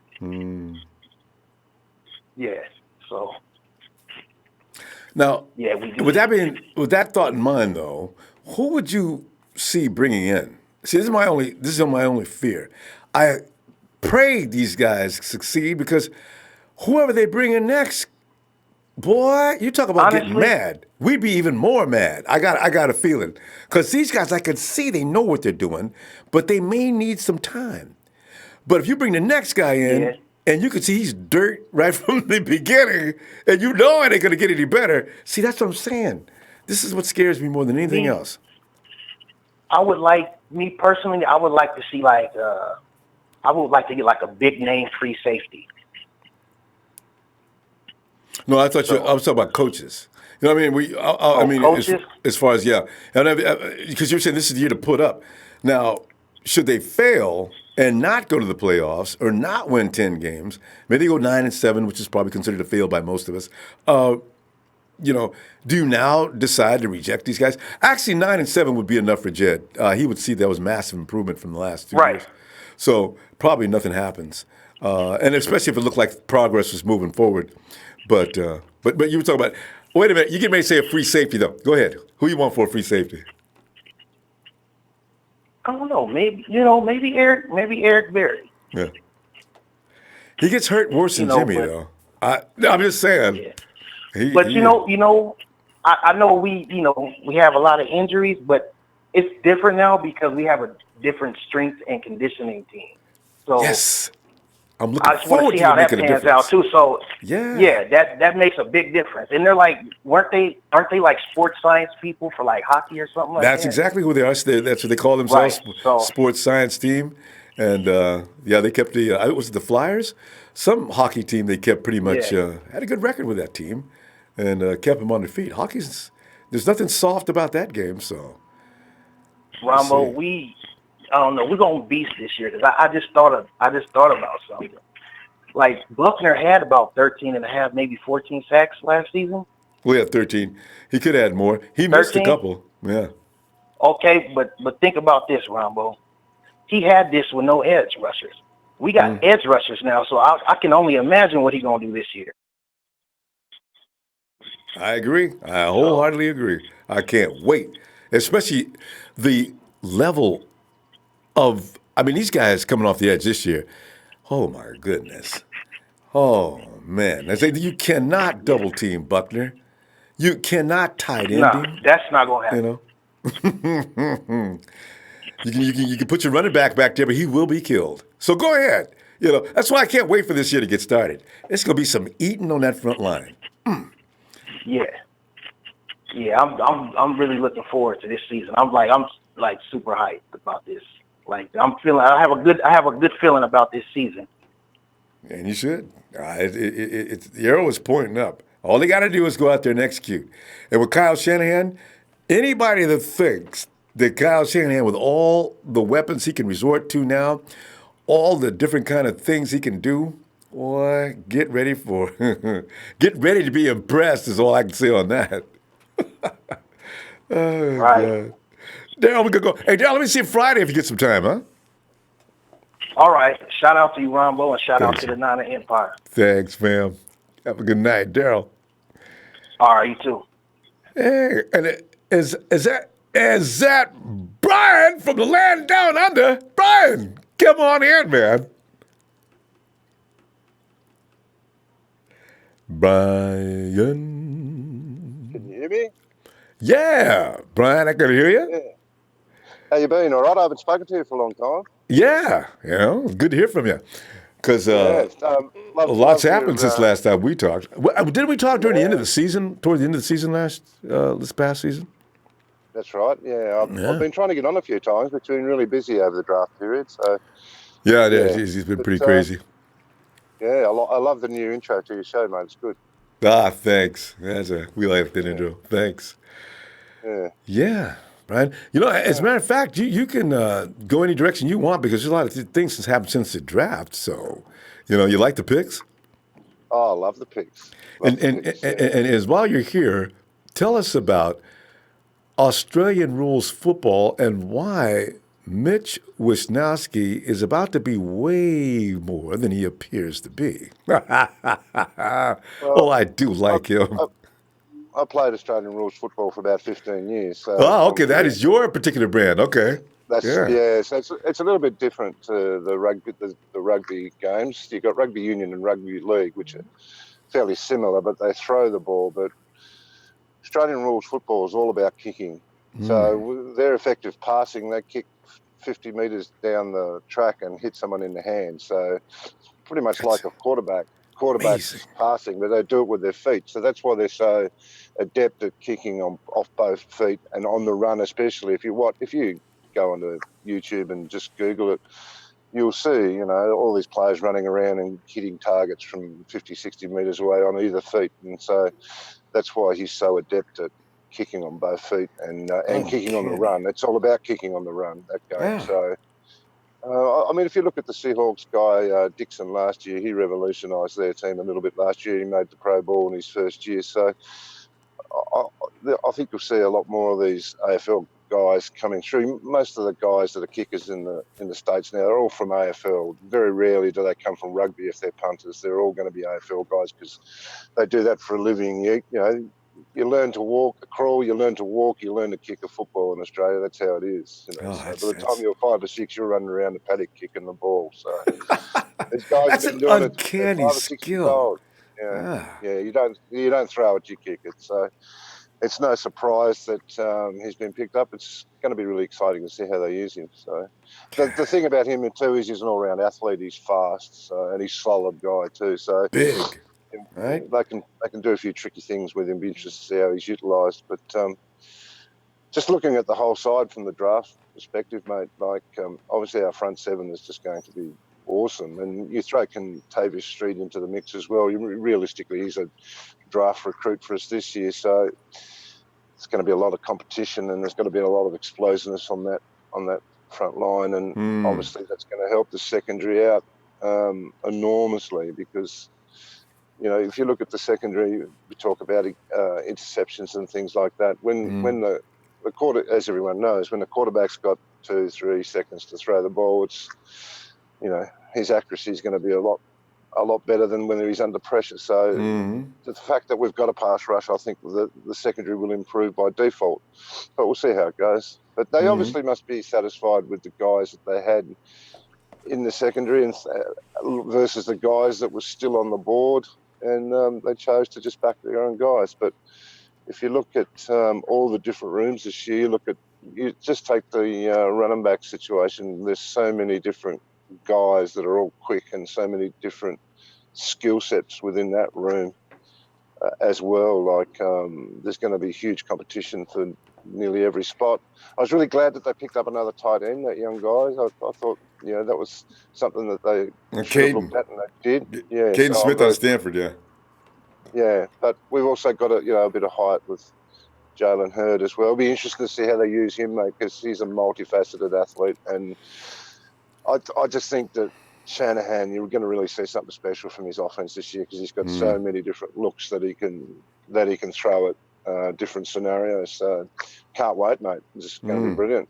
And he's got 4 players that are so versatile. When you look from right to left, you got Coleman, you've got McKinnon, you've got Hurd, you got Juice. That's 4 guys right there. You got actually Deebo Samuel is nothing more than a running back, a wide receiver in a running back's body. You've got toughness out there. Guys are going to be making gains after they catch the ball. I mean, it's Matty B he's probably going to be a little stronger this year. I'm sure the sports science team is going to work with him to see if he can keep him upright.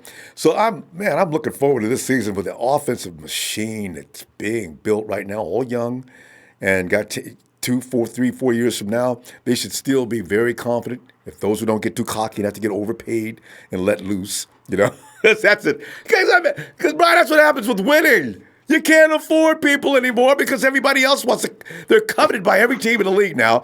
And what are the 49ers offering you? Well, they're offering this amount. We will give you that plus a bonus and at least 30% more. He's gone. I worry about DeForest Buckner slightly. But he wants to stay with the 49ers, so he'll stay.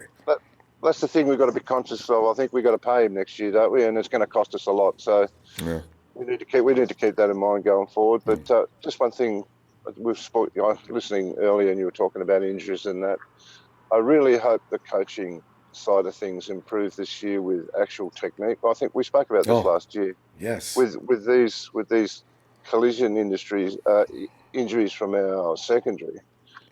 When you're having high impact collisions, it's all about technique. If you get your body in the wrong position, he's going to get broke you've got the potential of hurting yourself as much as the punishment you're dishing out to other players. So you've got to be smart about it. You've got to make smarter decisions. It's knowing when to hit and knowing when to wrap up. That's the big thing, is decision making. And sometimes young guys don't have that. It doesn't come naturally. Young guys full of testosterone, they just want to hit. Yeah. You could be a little bit more calculating and know when to hit and know when to tackle. And it's a little bit like that with your running backs, knowing when to put the foot down and knowing when to run out of bounds. All those sorts of things are decision-making decisions that sometimes young guys, like I say, it doesn't really come natural, and they need to get that experience to sort of make smarter decisions. So absolutely. We'll see how it all pans out, but I'm really excited to see how it all goes this year. I can't wait. Oh, and like you say, they do have to. You got to gain lumps in order to gain intelligence, and that's really a sad thing, because a coach can't sit there and say, "Listen, you got this angle here.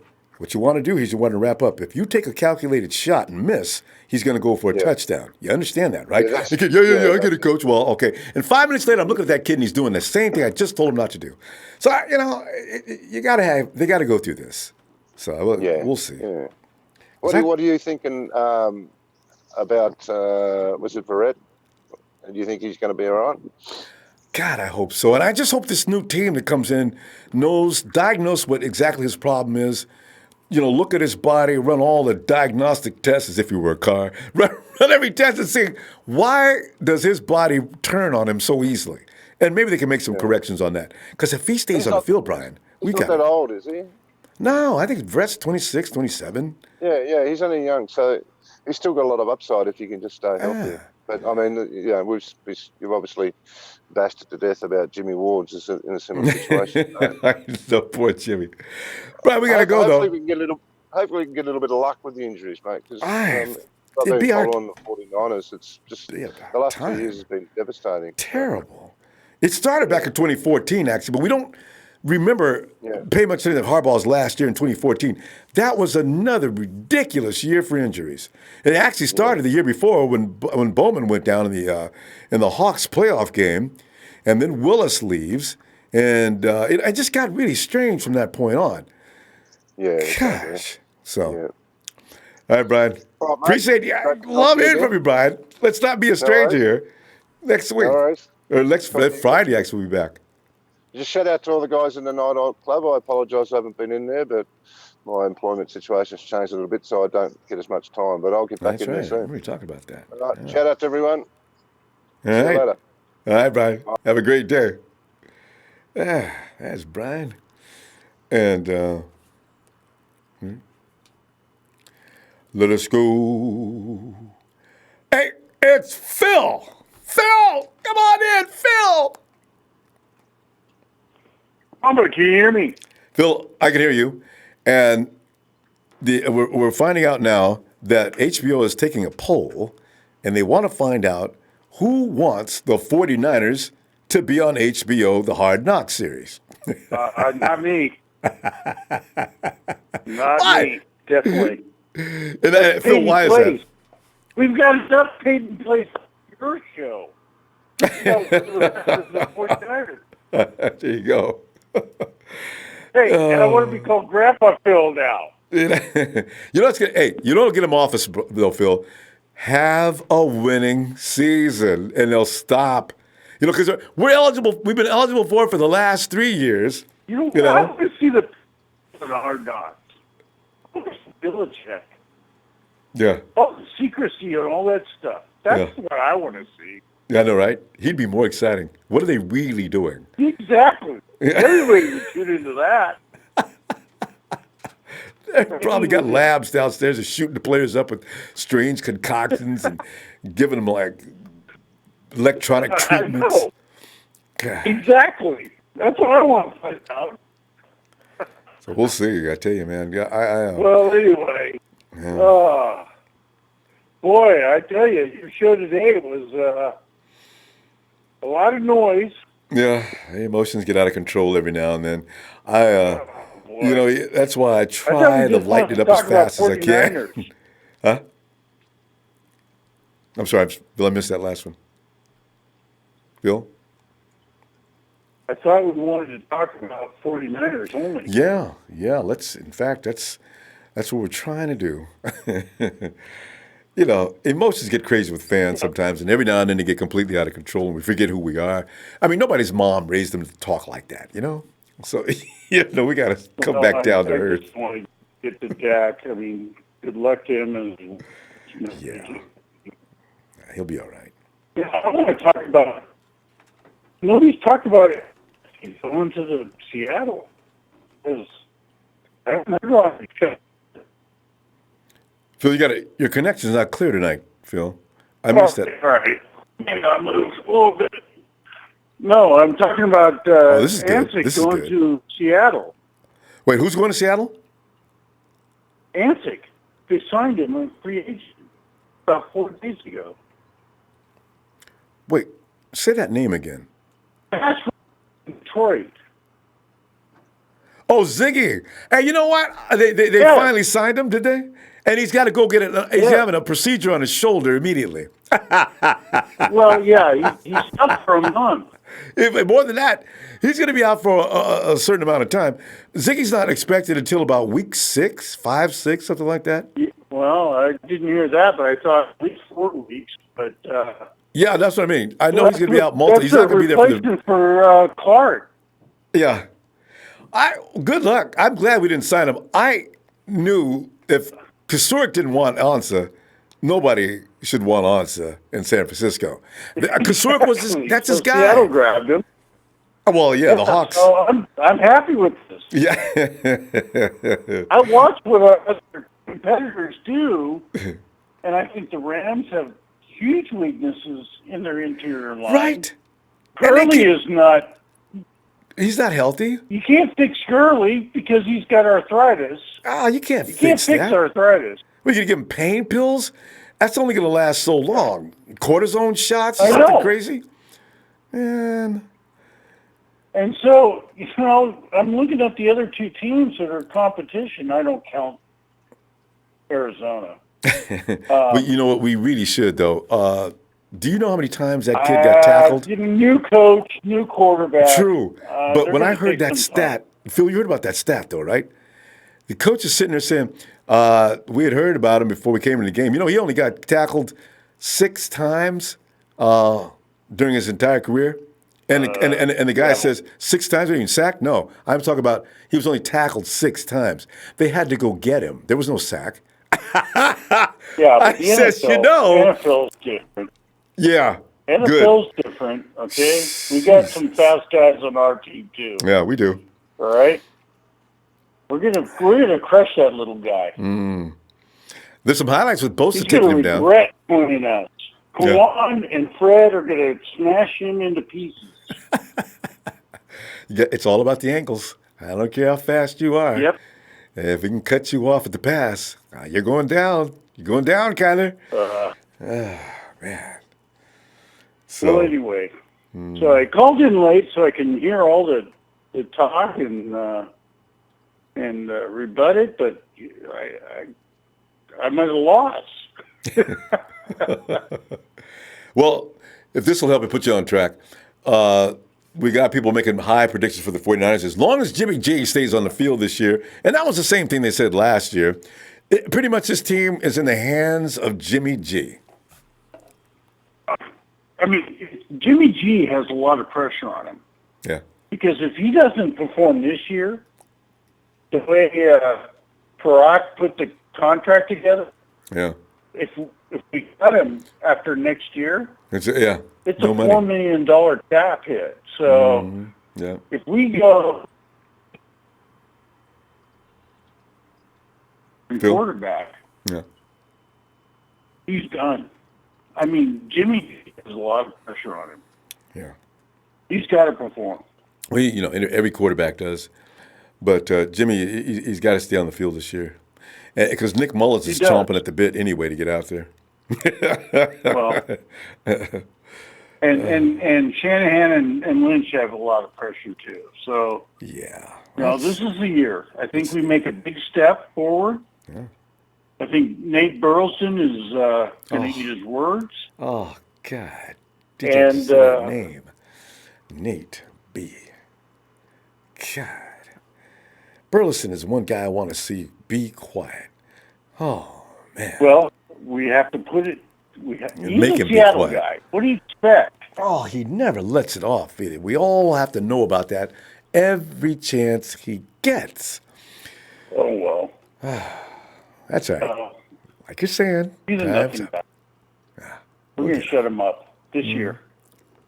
Well, Phil, I'm looking forward to it. Yeah, it's going to be exciting, fun. Phil, I'm looking forward to the tailgates in Levi Stadium. Getting excited. You could smell that barbecue. I think. Yeah, I'm there. Oh, good. Phil, all right, Ronbo. See you on Friday.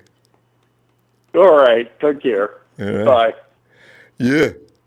And Flex 831. Let's go! Isaac Barnes, don't get horse on us. That throat worth a few $100,000. Thanks, Isaac. I drink olive oil and water to keep that baby lubricated. You know what I'm saying? J. Jonah Jameson, Spider-Man's, or should I say, Peter Parker's boss. So I actually wouldn't mind seeing the 49ers on Hard Knocks. I like how they basically do it themselves on their website. On Brick by Brick. Sir Garcia, what's up? Big Show and Trey from VA would love to be on camera cutting players. At Ronbo Sports, we'd have ourselves a day. They would too. I can see Big Show and Trey, man. Both of them are ruthless when it comes to getting rid of my boys, man. First thing they would do, their first order of business, they'd send out a notice to whoever goes out and runs these messages. Listen, first people we want to get Jimmy Ward in here, Kello Witherspoon, get Malcolm Smith, Eric Armstead, and who else we want to get in here right now? We got to have a talk with him right now. Who did I leave out, guys? Big Show, who did I leave out, man? Because I know Spoon. Oh, and Kendrick Bourne. Y'all ain't right, man. You're picking on my boy Kendrick, leading receiver last year. He earned that. He had to work through 3 quarterbacks. And boy. Hey, wait a minute. Is that 007 changing his name to James Bond? Bond.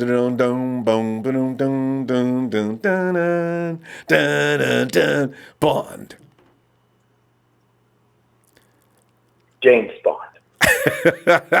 Hey, and let me say it. It's my favorite line of every Bond movie when the dude had the drop on Bond. It's a good day to die, Mr. Bond. It took me an hour to get over that line. And Bond, of course, being as cool as he is, Bond did not. He's seen the next day. Anyway. Yeah. Bond, we're talking Hard Knocks here. And tonight we're wondering, amongst us, who would like to see the 49ers on Hard Knocks? And if you do, why? And if you don't, why? Well, being on Hard Knocks usually is more of a distraction. It's more for it's good TV, but it doesn't help the team out. If anything, it probably gets in the team's way of doing some of the things that it wants to do. So I'm not for it. Yeah, it's sensible, and the 49ers are strenuously agreeing with you. So yeah. All right, we'll get to see brick by brick. That's fun. No on-field activity very much. It's just pretty much human interest stories of the players. Remember last year? Didn't they have last year? Wasn't that George Kittle and his sidekick Trent Taylor? Weren't they playing computer games? That's pretty funny. They look so serious. Oh, remember Trent jumped out of the car and he did, Kiki, do you love me? Wait, Kiki, do you love me? Are you driving? That was funny. Yeah. But anyway, fam. Something else. Yeah. Go ahead. What are you thinking here? I don't know. I mean, yeah, the whole Hard Knocks thing. It's cool to watch. I haven't watched it in a couple years, but there have been a couple.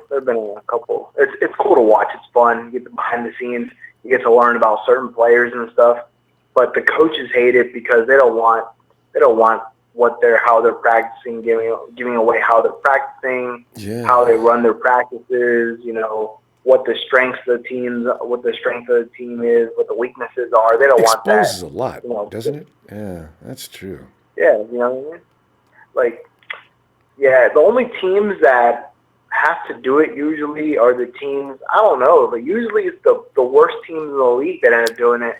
Like the Browns and the Falcons. Right? That's us, James. We have been one of the worst teams in the league for the last few years. So every time they call the 49ers up, guys, you guys down for some Hard Knocks? No. No, it's because okay. Don't get pissed. I just wanted to know, and he hang up some phones, Yeah. What he said to us. Yeah, man. It's not worth it, but yeah, right now it's kind of a slow time of the season after the draft, where when it's going to start getting fun again. Right now, we're about to be in April. We're going to be in June pretty soon. We're talking June here in a minute. July. Once August comes around and then practices, well, actually July is like practice month. Okay, put the pads on in late July. Yes, indeed. Preseason games in August. Sap.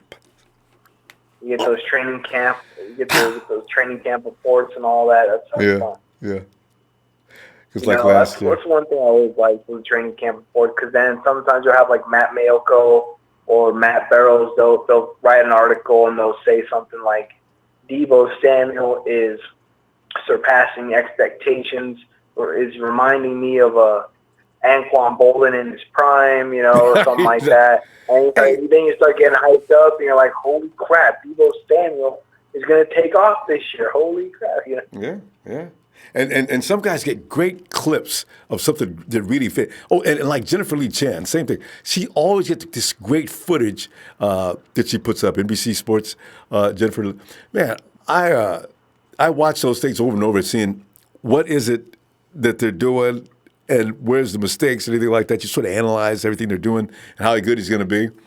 So, yeah, that's a lot of fun stuff coming up a little later on. Mm-hmm. Yeah.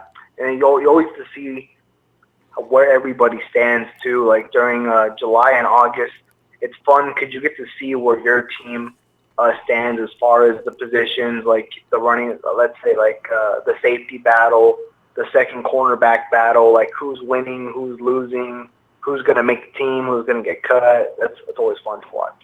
And James, you remember last year, every time they show a photo of somebody, I thought Akello last year, every time you seen a wide receiver making a spectacular catch, it seemed like it was on Akello almost every time. I didn't take anything from that because the year before, his rookie year, Akello looked pretty good. So we can actually take some of the things we see in practice seriously. And also some of the running backs, which I really wanted, that's why I want to see Jerick McKinnon. I heard Jerick McKinnon smoke the defense daily. And everybody says, man, it's still practice, man. Ain't nothing about that, I have a feeling Jerick McKinnon was going to smoke opposing teams on a regular basis, too. That's why I can't wait to see what he looks like. Yeah. You know, the huge thing with McKinnon is that throughout his career, he's had trouble staying healthy. That's kind of been like one of his things. When he was with the Vikings, he was backing up Adrian Peterson. But I remember when he was with the Vikings, when Adrian Peterson got injured, that he was really good for a while. And this is not even the last year before we got him. This was a year before that. And he was playing really good, but he was one of those players that would get hurt and then come back and play through an injury, and then a couple weeks later have a different injury. So hopefully he can kick that off, because besides that, it seems like he's a really talented player. Oh, his speed and quickness, his ability to explode. I want to see him, and I want to see him on those mismatches that Kyle's planning on putting him in. This is why I don't need to see Jerick run between the tackles. Let Matty Ice have that job. Matty B. And put Jerick out there in those passing situations. You know, we're going all West Coast offense with him. Hit him with them little shots so he can make linebackers look foolish. You know, this is where I want to see him really excel. Oh, God, I want to see the linebacker's face.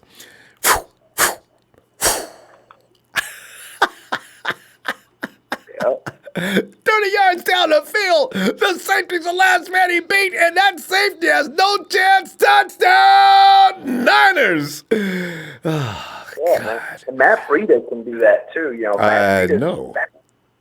How many miles an hour? He runs over 20 miles an hour too. 22 or something like that.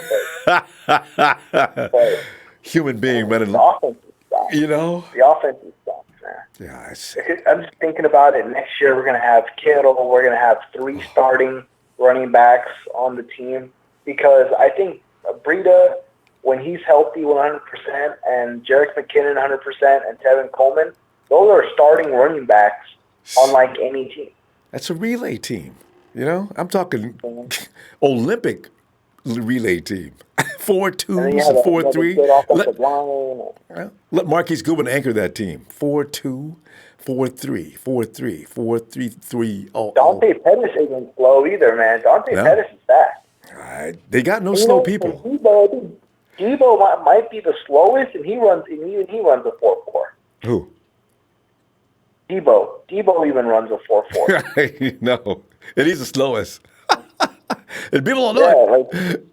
But our special teams ace, Raheem Mostert, may be the second fastest guy on the team. We got to go, Bond, and say hi to Miss Moneypenny and Miss P Galore. Hey, and we'll see you Friday. All right. There he goes. He's got that license to kill. Her Majesty's Secret Service. You guys are too much fun today. We got to stop acting silly. Okay. Oh, too late. It's Jerry Fresh. Jerry. Ronbo. Jerry, up, man? Hey, you, Jerry. Man, I'll tell you, we're getting nothing but accolades all of a sudden. I wonder, Jerry, well, let's go right up to opening day, putting way too much pressure on the 49ers. But you know what?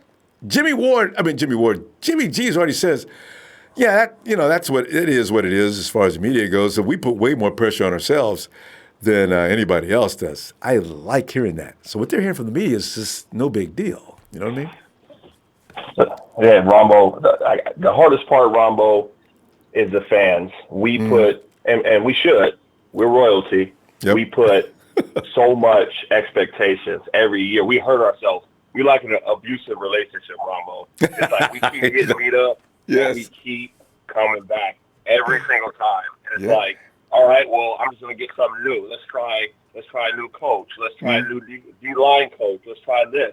Let's draft this person. Let's not draft this person. And we constantly keep getting beat up, Ronbo. So I'm a little nervous because everybody is so excited about what's going to happen this year. So I think somebody on the chat said, one game at a time. And I'm giving that advice this year. Just let's just win. That's our Super Bowl. The next game is our Super Bowl. Every time we play, let's just play that game. Yeah. And that's what they got to think like, too. One game at a time, guys. Don't look past anybody. Play every opponent like this is the championship game. Go in there, knock him out early. I want to see Nick Mullins in the fourth quarter finishing up the last 4 minutes. Yes. Nah, you know what? I like that we have Nick Mullins for the time we have him, man. I know, some people ask for trade value for him. I think down the road we can get that. Ooh, but not now. Right now, man, with Jimmy G and what's going on with man, and if I can say anything to Jimmy G, Mr. Jimmy G, listen, don't do no shit like that again. Get out of bounds, Jimmy G.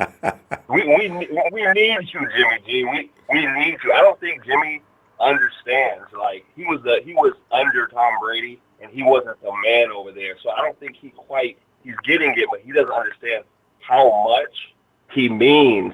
And speaking of Tom Brady, Ronbo, man, it has to hurt Tom Brady that the team that he wanted to go to as a kid, Jimmy G, the better-looking guy, gets to go to the 49ers. Yeah. You know Tom Brady hates Jimmy G. I don't care how much they say they hang out.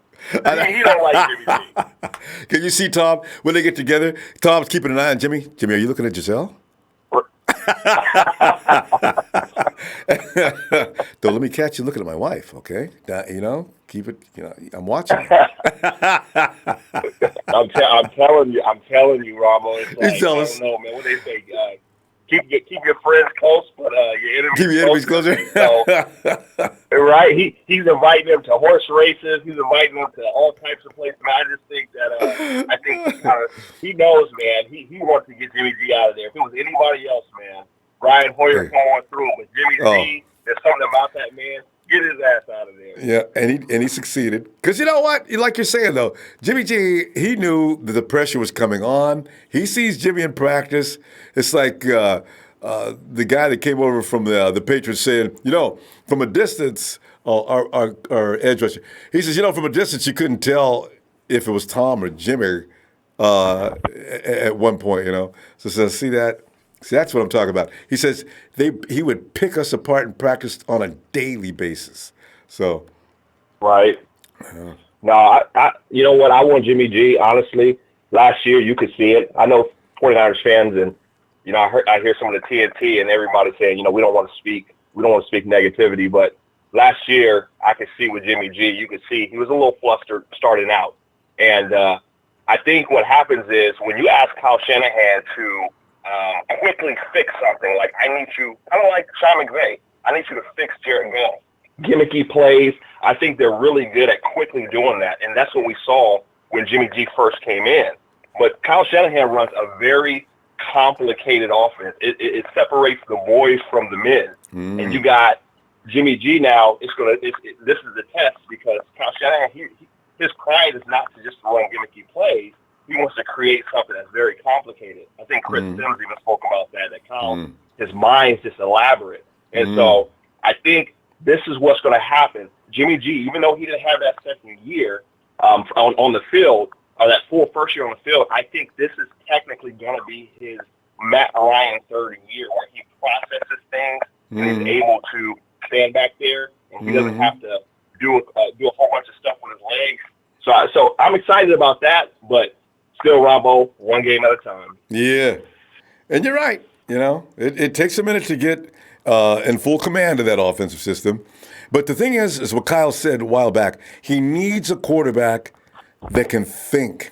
If you got a situation out there that maybe Kyle called a play and it broke down, you need to be able to recover and do something with it. So Jimmy's that guy. I think that's why I picked him before. Ooh, Jerry, yes, we had an option of Kirk Cousins would have been there for the 49ers had not G been in position, and had he not had those last 5 games from the season. Can you imagine? Look at Kirk Cousins. Cousins is everything that everybody didn't like him is. I was a Kirk Cousins fan. I wanted Kyle to have whatever he wanted. I said, bring Kirk Cousins. Come on, man. That's his boy. You drank the Kool-Aid.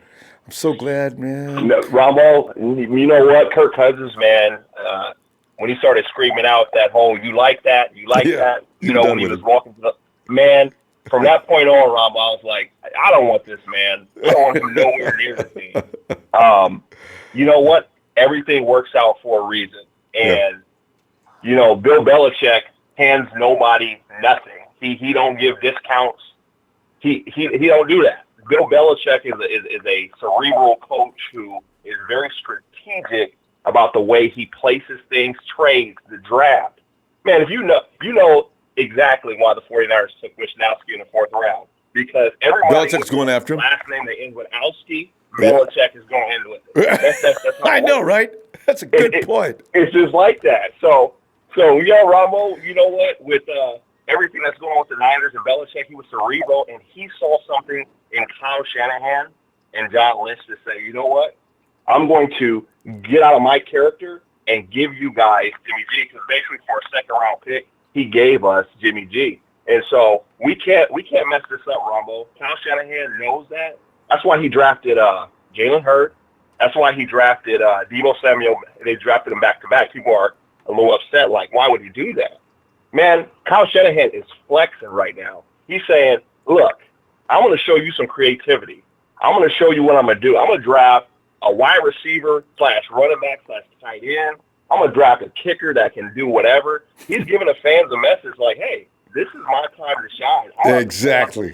This ain't I'm excited about that, Ronbo. You should be. This ain't no traditional do like everybody else does, blah, blah, blah, da, da. No. I've got a plan. Just sit with me, bear with me for a moment, and wait. And that's what we're doing. So, Jerry, good point. I love you bringing that point out, man. Hey, Jerry, I'm going to go and look forward to hearing from you Friday. Yes, sir, Ronbo, as always. Thank you for all the love, man. Thank you for everything, man. Hey, thanks. I like what you said real quick earlier, Ronbo. You know what? I'm not going to get too specific when I go with people calling in and whatnot. Ronbo, I'm newer to this channel, to this live chat than some others, but I do understand respect, and I do understand when you're raised with respect, and that travels across every nation and every land. So just when you call in a Ronbo, you got to have respect. I don't care if you've been on here for 10 years or you just got here today. You got to have respect when you call in. So that's my 2 cents on the Ronbo. Just be an example, man. And we thanks for making that point, Jerry. And, even if it's not for me, it's for everybody else involved. You got to don't be selfish. If your emotions are flying, get them in check and let's go. Yeah, I agree. Yes, sir. Yes, sir. Thank you, Ronbo. God bless you, man. Thanks, Jerry. You too, fam. Talk to you later. Talk to you later. All right. And we over. And there's Justin Rosales. Justin has a lot of things to say today. He says, Breda leads the league for 3 weeks in rushing. Yeah, wasn't that awesome? First 3 weeks, Matty B is just the dude. And Slick68 says, Ronbo, don't forget James. Did I do that to him today? Slick, you're funny you caught that. I do that. Sometimes I wonder why I did that. James. 9 Empire 999 says, I'm ready for the season. Born Good says, it probably is the best. We have the best fans and now the best skilled players. Whew. They got to prove that though. We just have to be careful on that until the first 2 or 3 weeks. As soon as they start to show, start talking major poo-poo. God, I love doing that. And there's Coach T. This is hey, great post on Twitter earlier. Loved it. Thanks, Coach. And Ethan Ortega says, I would love to see Hard Knocks of the 49ers, but I'd rather have a winning season. Good decision. Yeah. It's more than just our entertainment. We got to be careful about what happens to the 49ers. If that's going to hurt them, don't do it. And hey, Salazar. Ronbo. Sal, man, what's up? Sal, we've been talking tonight about. No, go ahead. Oh, no, you go ahead. No, I was just going to say, tonight we've been talking about Hard Knocks, and it's pretty much unanimous that it is not a good idea. And we've also been talking about some of these people saying good things about the 49ers that aren't named, you know who from NFL Good Morning Football. Nate be hating Burleson. But, other people are saying good things about the 49ers. I know. I got one thing to say about Nate. It's funny because I watch Good Morning Football every morning with my buddy at work. Yeah. And we're he's older, so he actually knows a lot about football too. Mm-hmm. And he's like, man, Nate Burleson talks all this shit, yet he act like he was a star when he was playing. Right. No one knew Nate Burleson when he was playing. I didn't. I heard about him. I remember when he was a free agent and the 49ers weren't interested. And, he's been a don't hawk. get us wrong. He's good on TV. He's a great TV personality, but, he did not do anything on the field. So sometimes he's on Good Morning Football saying players don't deserve their contracts and stuff like that. And I'm like, oh, Nate, you're talking out of your role because you didn't deserve your contract. He was injured. This dude was injured his whole career.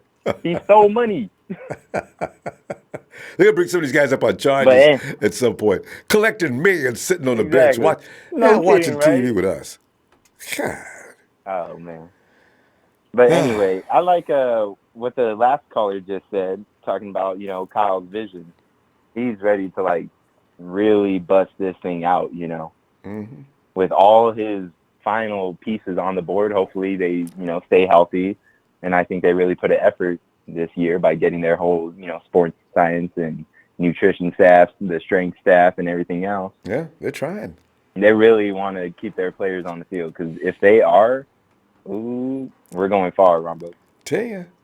And like you mentioned, Jerry, that point he just made, Kyle is assembling things that people don't fully understand now, but they will soon. Because he's assembling a team that can go any number of directions. When you first got Kyle Juszczyk, we should have known there'd be more OWs in the future. Now we got how many? 1, 2, 3.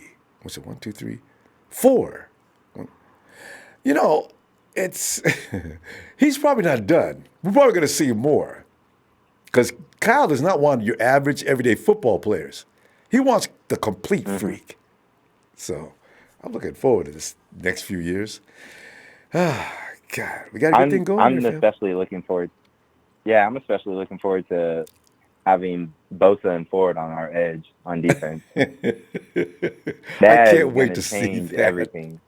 Because that means the rest of our whole line gets to flip flop on those other two positions on the inside. Yeah. If there's any other rotation too with other packages, I'm sure there will be. God. It's going to be insane. And then also to have Quan Alexander and Fred Warner paired with maybe Dre Greenlaw. I think that's going to be a nice setup. Maybe I'm thinking too high because how good Fred Warner did. Maybe we're expecting too much of, Dre to come in and just be an all-star already, but I don't know. It's not like Malcolm Smith is going to do any better, No, and I think Dre, he has coverage ability, and Malcolm doesn't have any coverage ability. I think it's Justin Rosales. I think Justin Rosales is a Malcolm Smith fan. Justin, man, I know you got something to say. I really have high hopes for Dre. He has a great story behind him with that, what he did at that party. With the you young can lady. just tell he's a hard worker. Yeah. You can tell he's a hard worker and everything else, He's a humble man. He's had a I feel tough like he's going to really, work his tail off to prove something.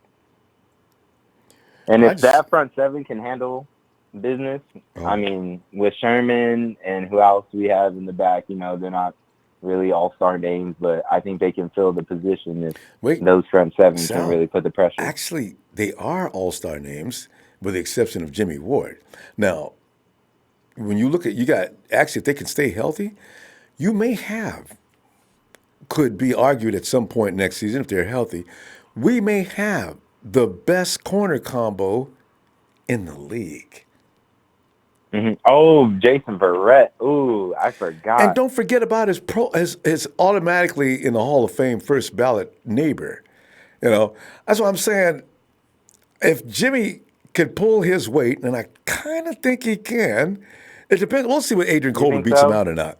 You know, I have all the faith in the world in that secondary. In fact, I'm more confident with them if they stay healthy than I am the front line. You want to know the truth? Because I know Verrett and Sherman, they know their position like the back of their hand. You know what I'm saying? So I'm looking forward to that. He'll be all right. Yeah, that's going to be nice. And with a pass rush, too, now that amplifies their abilities, right? So if the quarterback's in a hurry. No kidding. I'm so interested to see the different packages on the defensive line. Because, of course, like we automatically assume Bosa and Ford on the edge, right? Yeah. Who's to say they don't flip-flop it and put Bosa and Ford on the same side and then, you know, put another two on the other side? Oh, that'll set everything off. Ford. Wait. You still got to have the Buckner on the field. You know, I would experiment with some of that stuff, though. That's a Pro Bowler, Rombo. That's a Pro Bowler on the other side. I know, but you know, because I'm saying if you put both the maniacs on the same side of the field, whew, man, that's hilarious. Rombo, the thing is, which makes us go like crazy, I think, is because they all deserve so much attention. You like if you one-on-one on one, like each one, that's not going to work for you. It's over. Yeah. Forget about it. And first of all, they're too fast in that first step. Bosa's used to sacking all these new quarterbacks too. He's been there in college. Well, it's not watch his film. Watch him when they play Oklahoma. And that dude, I just realized he lied today. Actually, Bosa actually grabbed. It's just Kyler Murray never got sacked. Bosa sacked him. I just realized I was watching that footage. Okay. Yeah. I saw that footage too, Romo. That's what I'm saying. He sacked Baker Mayfield before too. He got Baker. Baker took 2 steps. Josh Rosen. Yeah.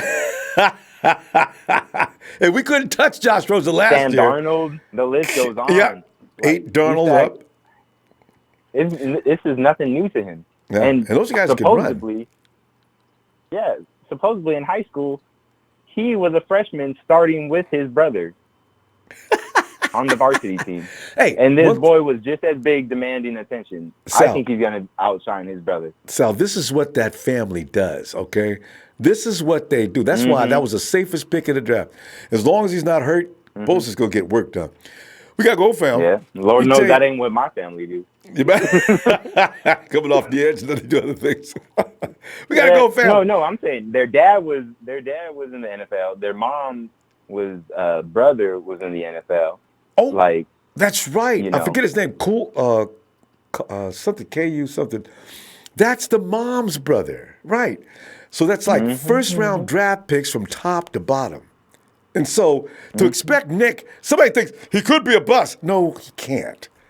How is he going to be a bust? He's going to bust your quarterback upside the head. Right, nobody in that family is going to be a bust, and all of a sudden Nick's going to be a bust? Why? So, you know. Right. Anyway. So we got to go, man. I understand you got to go, Rombo. Yeah. Be looking for you Friday, though. All right? Oh, yes. I'll be on the lookout, too. Hopefully I got some time to come back. Yeah, I hope so. To actually talk, but I'm always watching. All right, fam. Appreciate you. This show is the shit. And I always watch this with Good Morning Football, you know. This is my go-to football media. No, that's flattering. Thanks, Sal. Honestly, because I don't watch too much other stuff. Yeah, it's perfect for being a 49er fan. I don't want to watch anything. And I hope so, because that's what this is about, the 49er fans. Yes. All right, Sal. The fact that, like, this show helps me. Oh, yeah. Let's go. I'll see you later, bro. Night, Sal. Okay. Hey. Oh. There's Justin already. I knew he'd respond. Hey, so what the bleep are we going to do about Street? Contavious can come right on in and take somebody's job. That's what we're going to do about Contavious. This is an equal opportunity. If you can't get it done, then you got to be gone, you know? So Contavious has got the same opportunity as everybody else. And as much as I like Eric Armstead, I am not partial. If Contavious can run him off the field, he's got to go. I'm becoming like Trez now. You can't do nothing for us. You got to go. Year 3, you ain't doing nothing yet. You got to go. Of course, I didn't go along with that. You know, there are players on this team that were on a situation where they couldn't go anywhere. Because you figure as soon as the 49ers were to get rid of some of these people, some people want to get rid of, they'll go over somewhere else where the situation's better and shine like new money. Luis! You there? Lewis. Lewis. Lewis! Yo, what's up, Ronbo? Hey, Lewis, man, we've been talking about hard knocks and why we don't need that this year. And also we're rolling in the fun of people saying 49ers could be a top 10 team this year. What? You guys ain't said nothing about us being no top nothing for how long? What? So we'll see where this is all going. What are you thinking? Exactly. I'm excited, Ronbo. Like I always say, you know, we got better in all aspects. Everybody's coming back healthy. I think we're ready this year. I think we're ready to make a solid run. And so what the caller was saying right before me about Nate Burleson, he did say something good last week, but then he flip-flopping again. So I don't know, man. I can't really trust Nate. He said something good like, I think this might be their year. And then all of a sudden, when I guess they were comparing the 49ers to the Raiders, they were saying, like, he picked the Raiders. And I was just like, God dang, Nate. I was watching that. You're such a wishy-washy player, dude. Like, just like your career was wishy-washy. You know what I mean? Well, it's too bad they don't have call-ins. Oh, Lewis, I forgot. I meant to tell. Nate had the unmitigated audacity to do a little clip where he said, hey, you got a question? Call. You got to respond to this post, and we'll answer your question right on the air. And somebody need it right. I wish they'd play it on the air. Nate, the hell is wrong with you? You know, that'd be so awesome. Oh, Nate, really? You see Nate's face? Yeah. If they played it, didn't tell Nate they was going to use that one. What? Yeah. That must be a 49er fan. Exactly. Tell Nate you need to stop hating because this is getting ridiculous. But no, Ronbo, like I'm excited. I feel like we're ready this year, you know, with the key acquisitions that we got. We did a lot on defense by grabbing Quan, D Ford, also Bosa. So a lot of people don't look at that. Like we completely, loaded on defense this year. And then we got some key acquisitions on the offensive end too, like some good special team. I mean, not special team, but skill position players.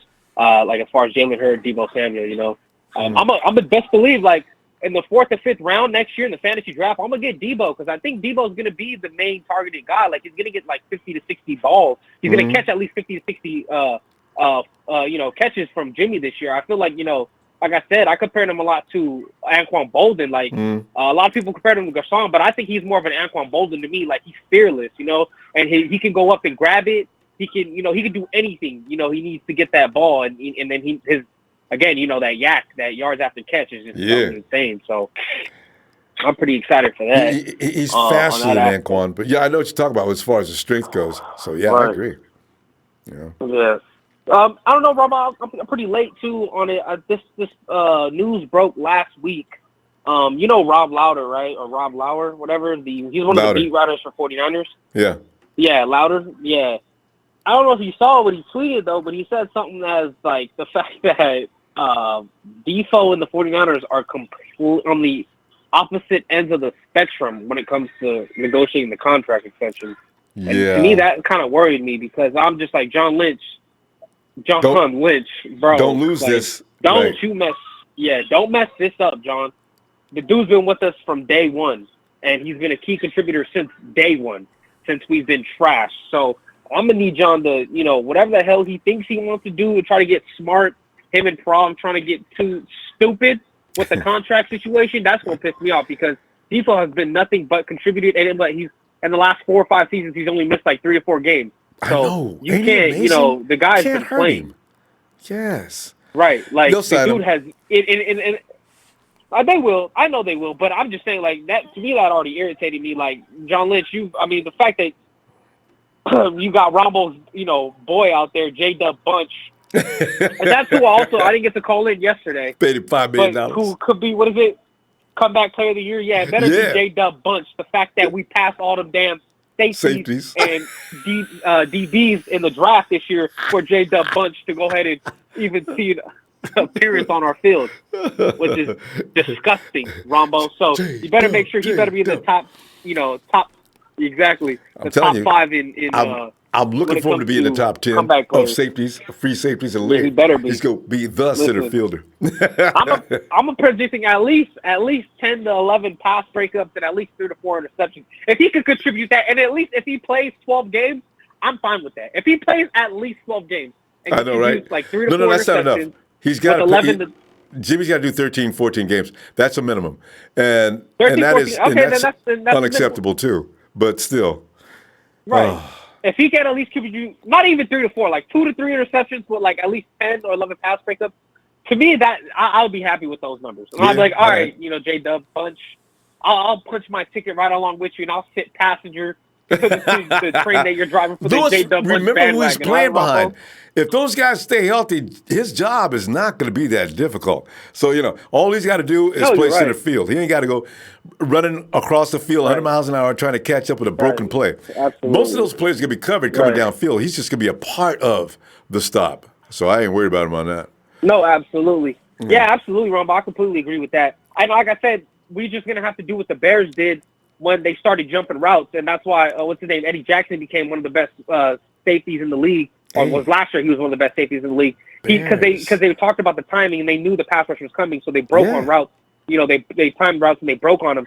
So because they believed in the pass rush, and I think you could do that with this. Same pass rush, at least with Bosa, D Ford and Bosa and DeForest. You got Buckner coming up the middle. I feel I'm predicting a lot of pass breakups. But to talk about Hard Knocks, I wanted the 49ers to do Hard Knocks, but I already know Kyle doesn't want to, which is okay with me as well, too, because he doesn't want to give any schemes, game plans away. They don't want to, you don't want to put anything on film unless you don't have to, you know what I mean? Mm-hmm. You have to put game film on game film because it's already being recorded, but, practices and stuff like that, if you don't want to put that on film and you don't want to have, trick plays or whatever type of plays they want to keep, for the team, at least, so they can bring them out during the season. I'm completely agree with that, too. I do, too. But I would love to see some Hard Knocks 49ers. I know, right? Though. I just hear that conversation cool, and everything going on all day. Yeah. But, it makes our NFL year a little longer because, at least we get to see what the team's doing, you know what I mean? Especially going into a year we anticipate to be good. It's all part of the entertainment. Started early. I mean, it does get any more dramatic than that, Lewis. No lie, yeah. Definitely, Bravo. Like, I completely agree. Like, especially with the year that we want to have and that we're predicting to having. Like, right. If you could get Hard Knocks with it, that would just put the cherry on top. But Kyle's a man of he's a discreet man. He doesn't really like to give out too much information, which is understandable. And it's why he's one of the smartest coaches of all time. And I think that's kind of like. I think the contributing factor of why the 49ers will always be good, in my opinion, is because we have one of the greatest offensive minds. I mean, again, his system is so... And we've had it before. Exactly. Lewis, we got to stop. Exactly. So. Lewis, I'll be looking for you on Friday. All right? All right, Ronbo. I'll be on Friday, man. You take it easy, Ronbo. You too, fam. From everybody for giving us a platform. I appreciate it, Ronbo. And, you're the best in the business, man. Thanks, fam. And it's pure pleasure. Night, Lewis. Night, Ronbo. Yeah. And San Francisco. He says, sorry, Blake. I just responded to this topic on Twitter. We don't need the league spying on what we're doing. I just say no to Hard Knocks. I understand that. Got it clear now. Dominic Winters, what's up, fam? D'Angelo Gardner, much love to the Night Empire in the South Pensacola, Florida. 49 bound for life. Yes. And Downey, Montana, 49 hitter. In the words of Vader, red and gold on Ronbo Sports. Bang, bang, night and gang. Vader, man. Don't make me do the ranchero. Roger Villaneda says, what's up? Hey, Roger. Oh, man. Super chat. And hey, Cesar. See. In the 2019 NFL Draft, the San Francisco 49ers select Nick Bosa. Oh, my God, it's got now, NFL, man. You dead meat. I got 2 feet coming off of each edge. And what you gonna do? You gonna throw the ball up in the air? You gonna buck it coming up the middle? Now throw the ball back. God, I love that scene. Woo, man. We got a boy, Ronbo. We got a boy. It's going to be a good year, Caesar. I got a feeling this is going to be different than what we're used to from the last 4 years. Man. Yes, sir. Yes, sir. We deserve this. We deserve this, too. You know what I'm saying? Any team. And Caesar, we're still standing. For it. Oh, yeah. We went through all the pain and suffering, and here we are still waiting. We deserve this, Caesar. I'm telling you, man. Kick some butt time. We got a great OC, head coach. Defense is going to be lit. Teams will have no idea what's about to happen. Kyle Shanahan and his brilliance. That pass rush, we got 2 Pro Bowlers in the secondary. Hey, Caesar, everybody's still worried, though, about the secondary. Some people are really seriously hardcore worried that secondary is going to get ate up. What are you feeling? With Jason Verrett. I'm not worried about it too much. The problem that I have is probably one of the safety positions and defensive end. Everybody likes to work with my boy. Shut up. He's going to be okay. Well, I don't. You know what? It's like a what is it? A prove it year for Ward. Yeah, for Ward and Tart. Yeah. You know, nobody gives Tart any trouble about that, do they? Nobody ever says anything about Kwaski T. But he goes down every year, too. And he's hurt all during the year. Usually, it's his shoulder. He's got this one shoulder that's always hurt. He plays through it. And then he comes back a couple of weeks later, and something else goes wrong. But Kwaski's got problems, too. Yeah, let's not forget about Adrian Colbert too. Did you see him? Did you see him when he went down? That was scary, though. He went down. First of all, he went down with an impact, and then he folded up like a chair when he hit the ground. I felt that. Oh my God! I grabbed my own leg because, Jesus, he went all the way back to the ground. And when you do that in that position, tendons, everything is pulling. Oh, God. So he walks off the field. I thought that was an ACL, MCL. I thought that knee was shattered. But he's okay. Yeah, that was the story. That was our story last year, you know. Too many times. Injuries. Any position, you name it, we had an injury on there. So I'm hoping, I'm praying that. I hope Joe Woods, like Brian Sinat, the guy called in from Australia. I hope somebody's out there teaching technique, because some of those guys are using poor technique. Even for, I don't know what they were learning in college. Some of those guys out there are ad-libbing. Some of those guys are out there doing things that go against a lot of rules.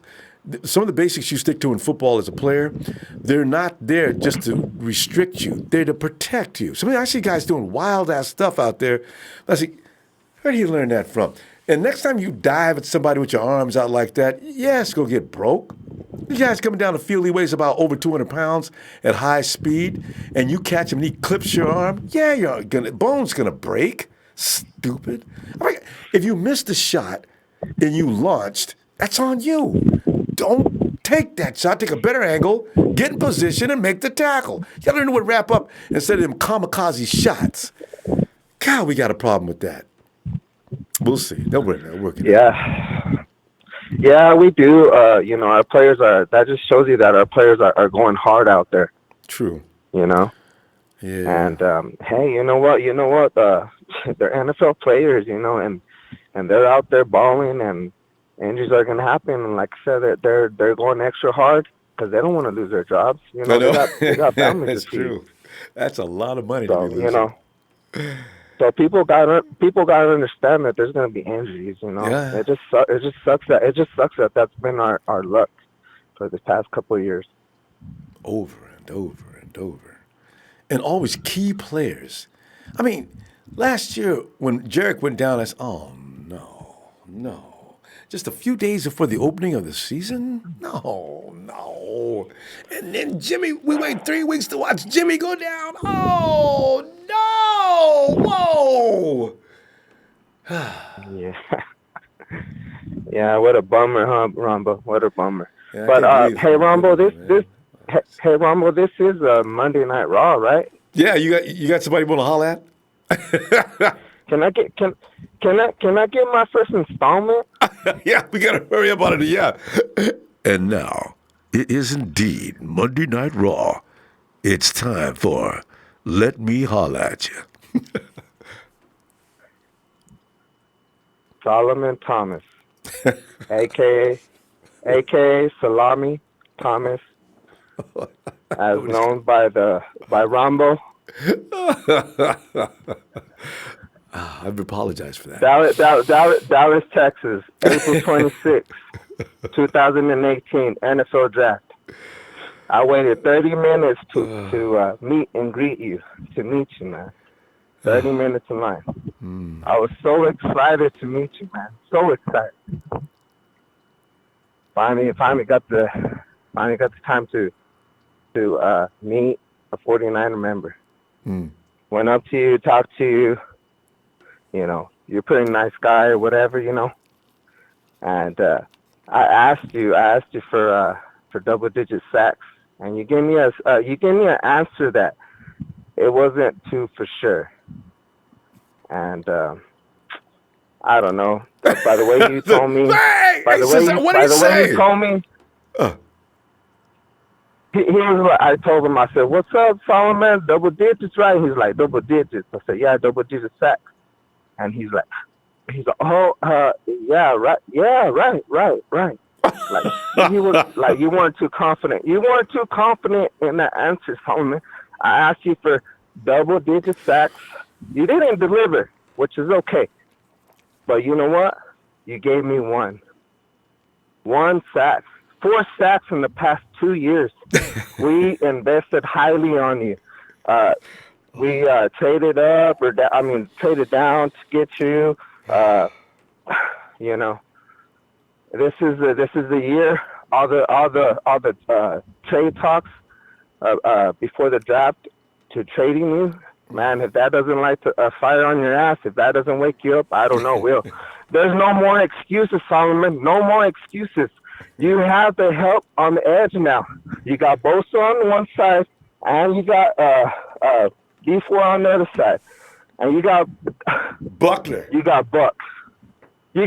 Come on. That's gonna help you. That's gonna help the quarterback come to you, Solomon Thomas. Man, you're my boy, man. I'm rooting for you. Like I told you when I met you.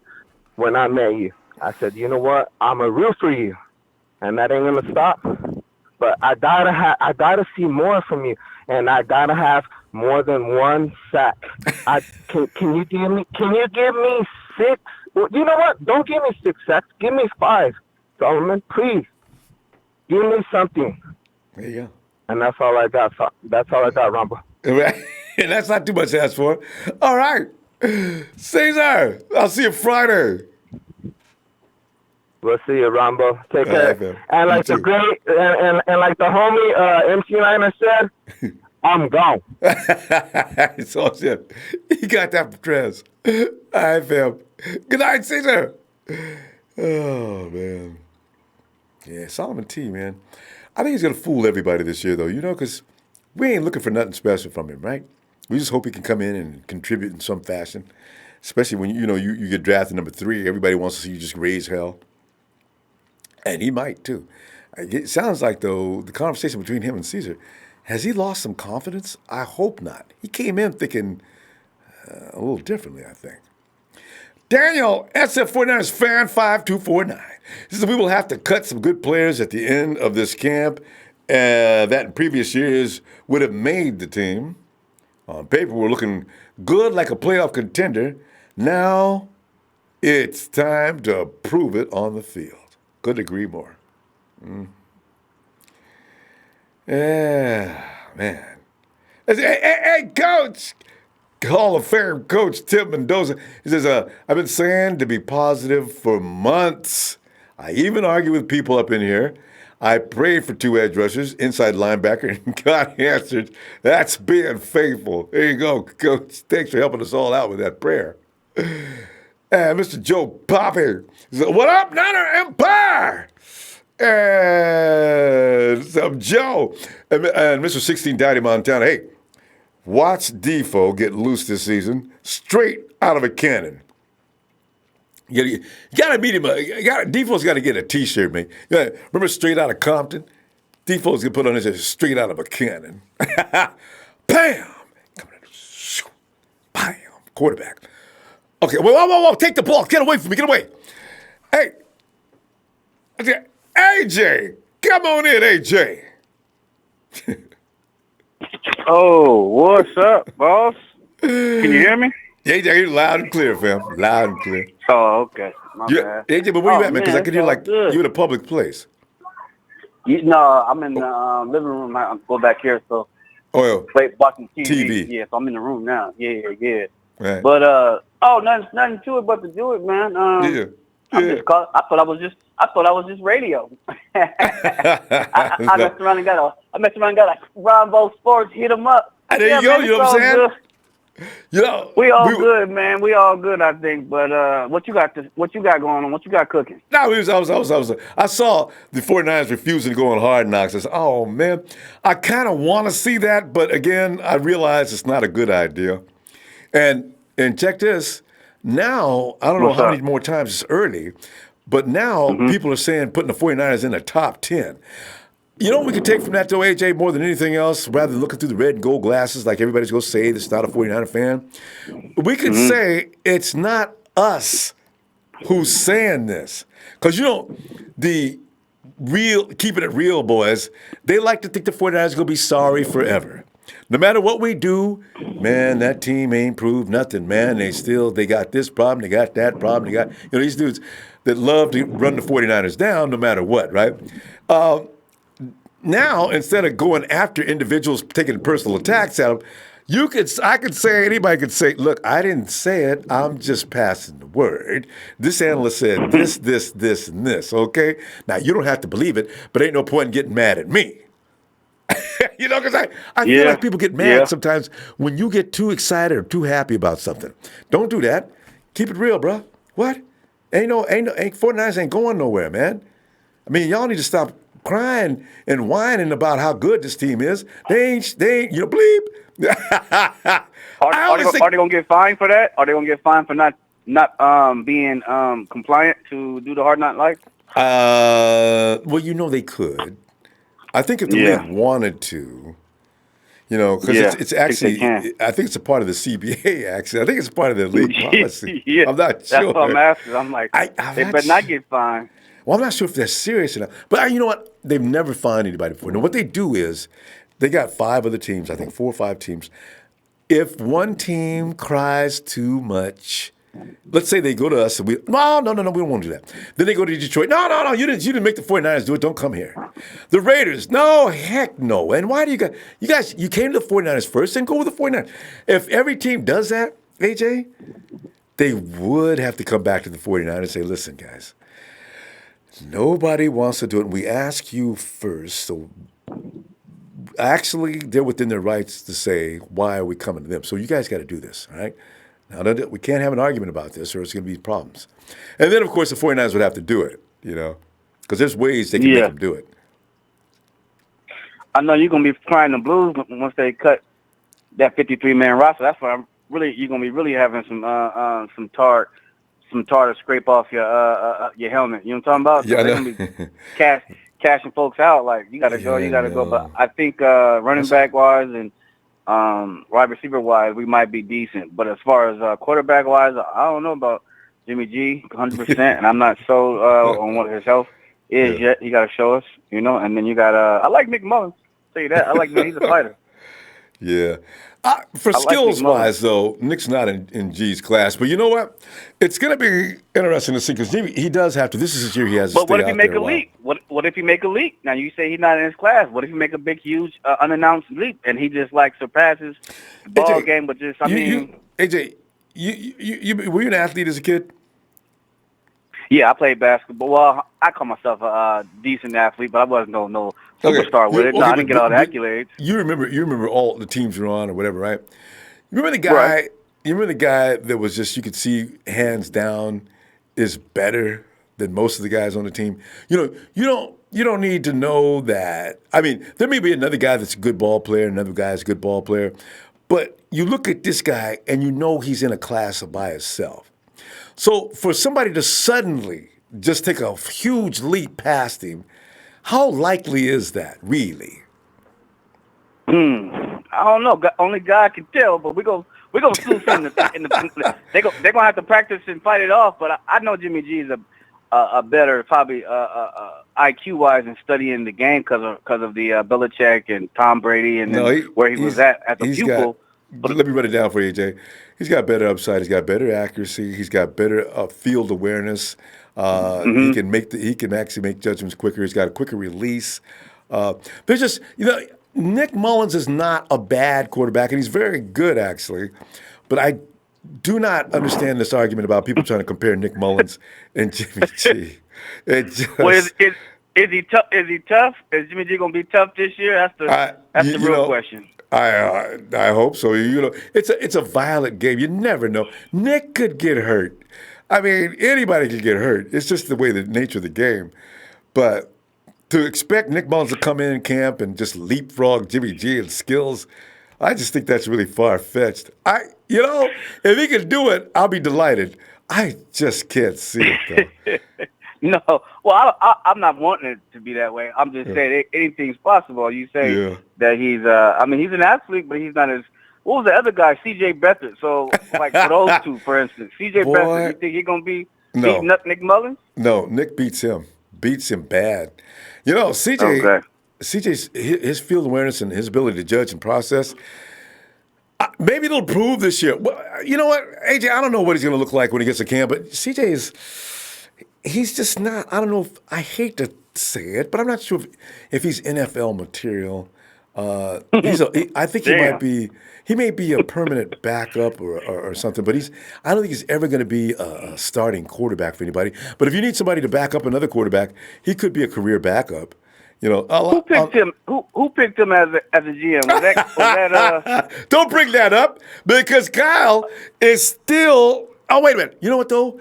I think Kyle always knew that Nick was going to be a career backup. As a matter of fact, he said something his first year that made you think that he was going to train Nick up for the duration that he's with the 49ers, and then, of course, he was going to be traded. I don't think they ever looked at him as a franchise quarterback. Damn. Man, I don't want to hold you, man, but you know what? Out here in Arizona, Kyle Murray, he ain't no slouch. He's no, so I told people that. I knew. That's why I knew the Cardinals were going to draft him. You ain't going to pass up on him. That dude is. He is the truth, man. I'm talking about he going to be lightning speed ahead of a lot of people. What people don't understand, and if they got some running backs and a couple of great receivers, which they got Hakeem Butler, I think. Yeah, it's going to be a problem. We're going to have to really fight that division off. Yeah, as far as that team, Arizona Cardinals, bro. They always choke, though. They always choke. Hopefully continue to choke. They got a good defense, too. We'll see. But, AJ, we got to go. And let me see you Friday, fam. Got some time. No doubt, man. Keep the light on what you got going on. And what you do is fight, man. Fight for the rights, man. Thanks, All right. All right. Talk to you later. And we zoom over to see what's going on with Tyler. Hey, Tyler. Ronbo, my man. Tyler, man, I know you wanted to see guys on Hard Knocks. Am I right? Look, I'm good with what Shanahan wants. And him and John Lynch said some things are better left behind closed doors. So, yes, it'll be interesting to watch some Hard Knocks, but really how much of that is actually real? Hey, good point. But they don't look like they were hurt. These guys aren't actors, though, Tyler. They're football players. Could they actually put on acts out there just for the sake of the camera? I'm just saying, like, a lot of it, like, none of it is actually, when they're talking and stuff, a lot of it is just nothing to do with football. So, you know. You're getting into the character of people. And actually, it's a personality display, ain't it? A lot of times. Yeah. And, like, Shanahan said, he said, if they put us on Hard Knocks, you will get the worst entertainment from me possible. So that kind of turned him off. And I bet you Kyle was serious too. They'd probably be having lunch for like an hour or something, and they could be running plays or something. And they're showing the ping pong table, and George Kittle and Trent Taylor playing each other, and what else could be doing just to piss people off? You remember a couple years ago they had Kaepernick and Jared Haynes playing. Ping pong. Oh yeah, playing ping pong, right? Yeah. Yeah, that was funny. Yeah, I don't know. There are things. I guess directors come in from HBO and they'll go and film. They probably got huge teams of filming, and they're going to cut that stuff up because I don't think they do it. They don't do that live, but they got to cut everything up. So they got to take like a bunch of scenes, edit them together to make one series. And the 49ers probably would wear them out. Guys, we've been out here for 3 hours. We don't have 30 minutes worth of entertaining footage, man. What are we going to do? Well, I told you guys before you came out here, I don't want you out here. They got to pull up stakes right in the middle of the operation. All right, we're on the way to Detroit. Let's go. I didn't know if you noticed, this is a football practice, and this is how we do things around here. Exactly. We're not trying to be pretty. We're not trying to be entertaining. We're trying to get the job done and do our practice. So if you don't mind, could you take those cameras and take it down the road to Arizona? Yeah. Hey. Yeah, they're eligible for this. Hey, who did it last year? Last year was the Buccaneers, I think. Yeah. So you know, this is the problem with having bad records. You got to put up with the. Kyle didn't appreciate going to the Senior Bowl. I know that really bothered him. And you got to put up with Hard Knocks. Debo out of it. Yeah, they did get Debo out of it. Didn't Jalen Hurd play in that? No, he didn't play in that, did he? He was mending his knee. Yeah. Did we get anybody else? Man. We just got Debo out of the Senior Bowl, right? Yeah, I think we drafted a dude from the Raiders, from Gruden's team that he had the Senior Bowl. So. Oh, hey, did school? No. Yeah, I think you're right. I think it's one player from the South and one from the North. So, yeah. All right. What I love is when we draft, with Shanahan and Lynch's drafts, every player that we draft, he can't, no matter what our roster looks like, they can compete for a job. Yeah. Because, like, for example, Caden Smith, the tight end we drafted in the 6th round, him and Garrett Selleck are going to be going at it. I know, right? What I posted was, I know, I saw that you posted, you're like, could somebody tell this man that he's going to be competing with Selleck and that he's not going to be competing with Kittle? Because Caden is getting a little ahead of himself. You know, in fact, I do wonder if he could beat Selleck. He's got some things together, but you know, Selleck's an old gunfighter. I mean, here's a guy that's been around for how long? Caden can learn from Garrett a lot, probably. Yeah, so we'll see. You know, even if Selleck isn't available, Caden Smith should be there. So, I mean, it'd be nice to have all three of them because sometimes there are formations and, like, run blocking and stuff, and you need 3 tight ends. And, Selleck, I think he broke his hand last year or something. He played through it some games. And he tough man, too. Yeah. He could still Nothing block. compared to Kittle playing with cracked ribs, though. Oh, that's just crazy. And Tyler, you know from playing. You know, a quick impact to that rib area that's sore like that, oh, you talk about having a George Kittle on the field screaming. That's going to hurt. Because I've had cracked ribs before studying taekwondo. Oh, you want to talk about screaming? Go back to the play where Raheem Mostert broke his arm. Man. God, nasty. I hate when I didn't watch it anymore. I can't watch that again. That arm folded up. And Raheem came off the field quietly like, I can handle it. I can handle it. He probably went to the locker room.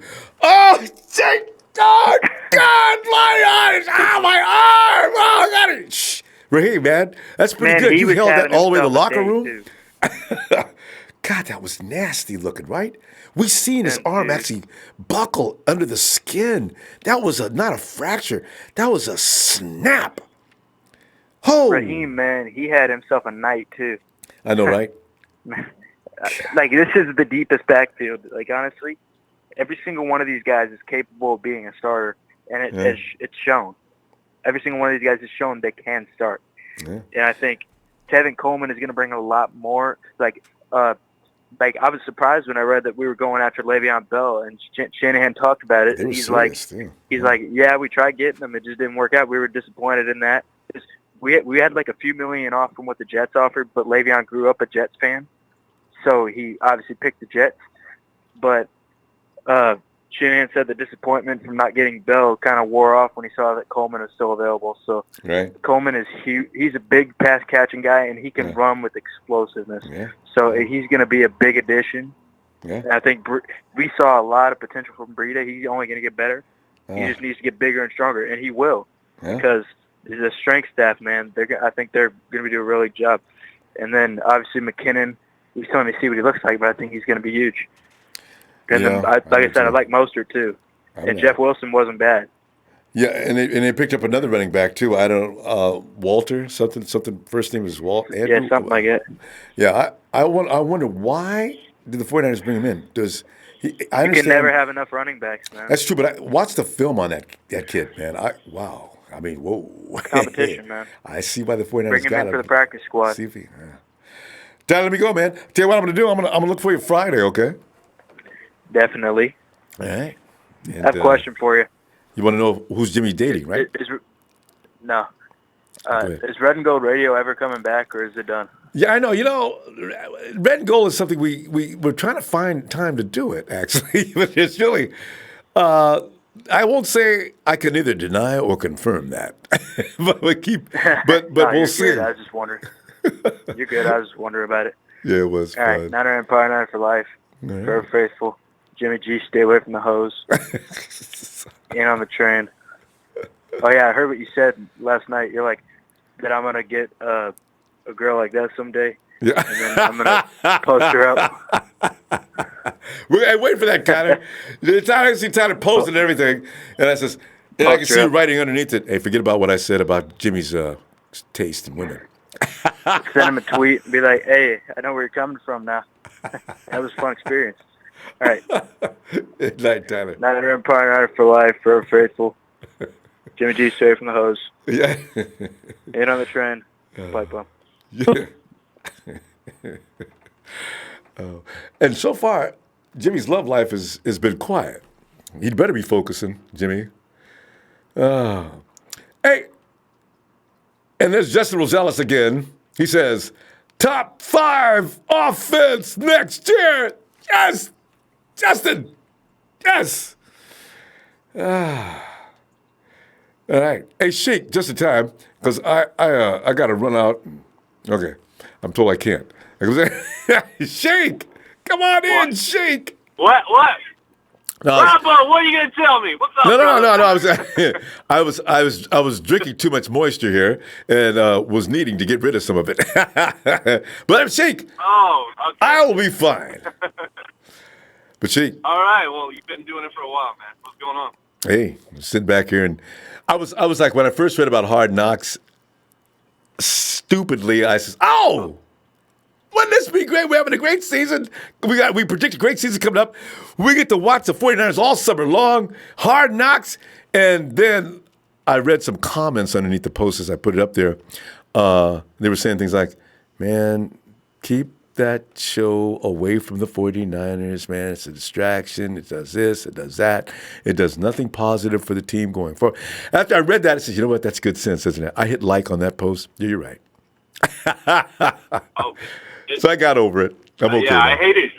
Yeah, I can't stand it. If you remember the Cleveland Browns a couple of years ago when Hugh Jackman, I think he had that breakdown. It was nice. It was nice, and he had like his mom. There was some things are good things about the show, and there's some bad things about the show. Yeah. There's other, like, I forgot what team it was. When they cut the guy, the player was just bashing the team, and I don't want that. And then it kind of, let's go see the tape. And for the 49ers wise, it's not going to be a good look. Yeah. We want it in-house. That's the thing about the 49ers, what Kyle Shanahan and John Lynch were saying from day one. We want it in-house. We want nothing leaked. And HBO is going to make it leak, and that's what they don't want. So true. I mean, it goes against everything John Lynch believes in. I agree. All right. Yeah, so it's not a good thing. It's for the fans. It's nice, but it's not. You see so many for the 49ers, like you want to grow as a team, and it just goes the other way. I mean, we don't want that. Agreed. Yeah. So. Yeah. And for some reason, somebody said it sends a wrong signal to the players. Yeah. Listen, guys like Winovich, I understand Winovich is so Hollywood. He's sort of proud of being a celebrity status, right? So a guy like Winovich, I can see him now running in front of the camera in a few minutes, combing his hair. I'm Chase Winovich. I'm going to make this team this year, and I expect to start. Hey, Chase, do you always carry a comb around with you on the practice field? Well, look at this hair. Wouldn't you? I can see it too, Ronbo. Like I can see him like, okay, we're gonna do HBO's gonna go to Winovich and say, hey, we're gonna do a segment. I know you're Aussie. Can you have a beer pug in your mouth and drink? But I don't drink beer. Well, no, just do it. Just do it. You know what? Yeah, it's gonna be. You watch Winovich on tape. I kind of like this way he plays, but then when I read about him, I said, "Oh no, this is Clay Matthews Jr." No, let him. No, okay, never mind. Yeah. So, shampoo commercial. I'm good.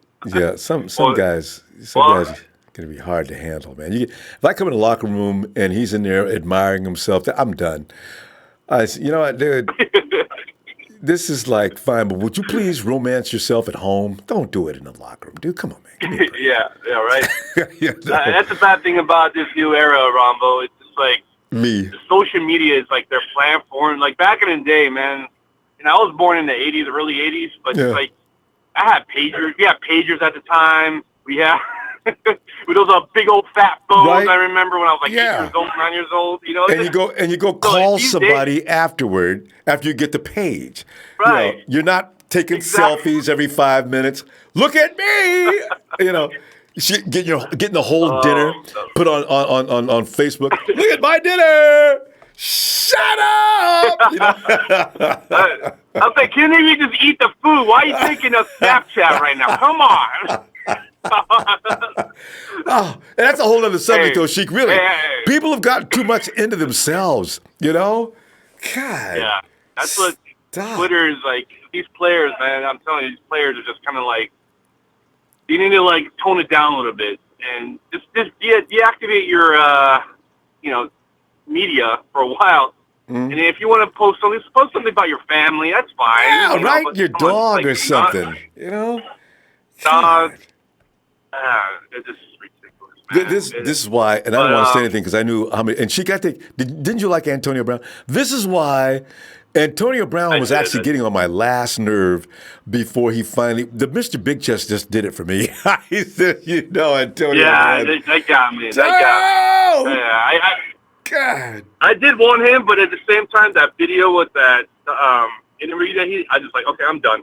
Yeah, and then I was just like, because he's gonna strut around the locker room. On the show. Go ahead. Oh, sorry. Go ahead. No, I was say he's gonna strut around the locker room, and he's gonna have that air about him. Y'all need to recognize I'm Antonio Brown, all right? So when I walk in, I want everybody to stand up, all right? And you ain't got to salute, but you got to acknowledge my presence. Antonio, man, we know about all your accomplishments, and we know how much money you're making. So, give us a break, all right? Can you just blend in? Try to just blend in. Exactly. Exactly. And that's, the thing is it's all about character, and I think Shanahan definitely picked these guys, and we don't have, no thorn. But, so I'm really happy to all these captains that we have, these guys like Sherman, Staley, to grow these guys, put them under them, Sure. Yeah. Who would have knew, too? I didn't know. Sherman surprises me. He is amazing about that. He is so concerned about his teammates. That is awesome. I really like Sherman. I wish he could have started with us. If Harbaugh would have picked him in the draft. Okay, let's not go with that one, though. All right. I wonder if he'd have been as good as he is with us as he was with the Hawks. I never had so many thoughts. Yeah, I mean, the good thing is we don't. Seattle, you could beat them twice a year, so I'm happy about Sherman kicking their ass. And I kind of, I'm gonna just admit it right now, Ronbo. Like I feel bad with Doug Baldwin. His career has to be over. Yeah. So it kind of sucks, in my opinion. So I don't want nobody, like, even if it's our opponent, but at the end of the day, we don't want them to be injured. Yeah. Even Todd Gurley, even though we can't stand Rudy, but we don't want to see Todd have that kind of handicap. Arthritis in the knee, that's got to be really bad. So. Well, it sucks, but it's good for us. But yeah, anyways, Ronbo. Don't say it. Don't say it. Don't say it. I'm going to my girl's freaking mother. I'm going to give her their flowers and gifts and all that for Mother's Day. So, but anyways, Ronbo, we love you, fam. I know. They'll still appreciate it. Big Bo, hit that like for Ronbo Sports. What's up? And I downloaded his app and I put it on the description. So we're all good. You do the same, guys. Love you. Thanks, Shake. See you Friday. Have a good night. Oh, God. Okay. Let us go to Vince. I'm told I can. I'll be right back. I could have let Vince in so Vince could run the show. Okay. I tell you what, I'm gonna leave the door open so you can hear the splashing. I'm sorry, in a minute. Oh.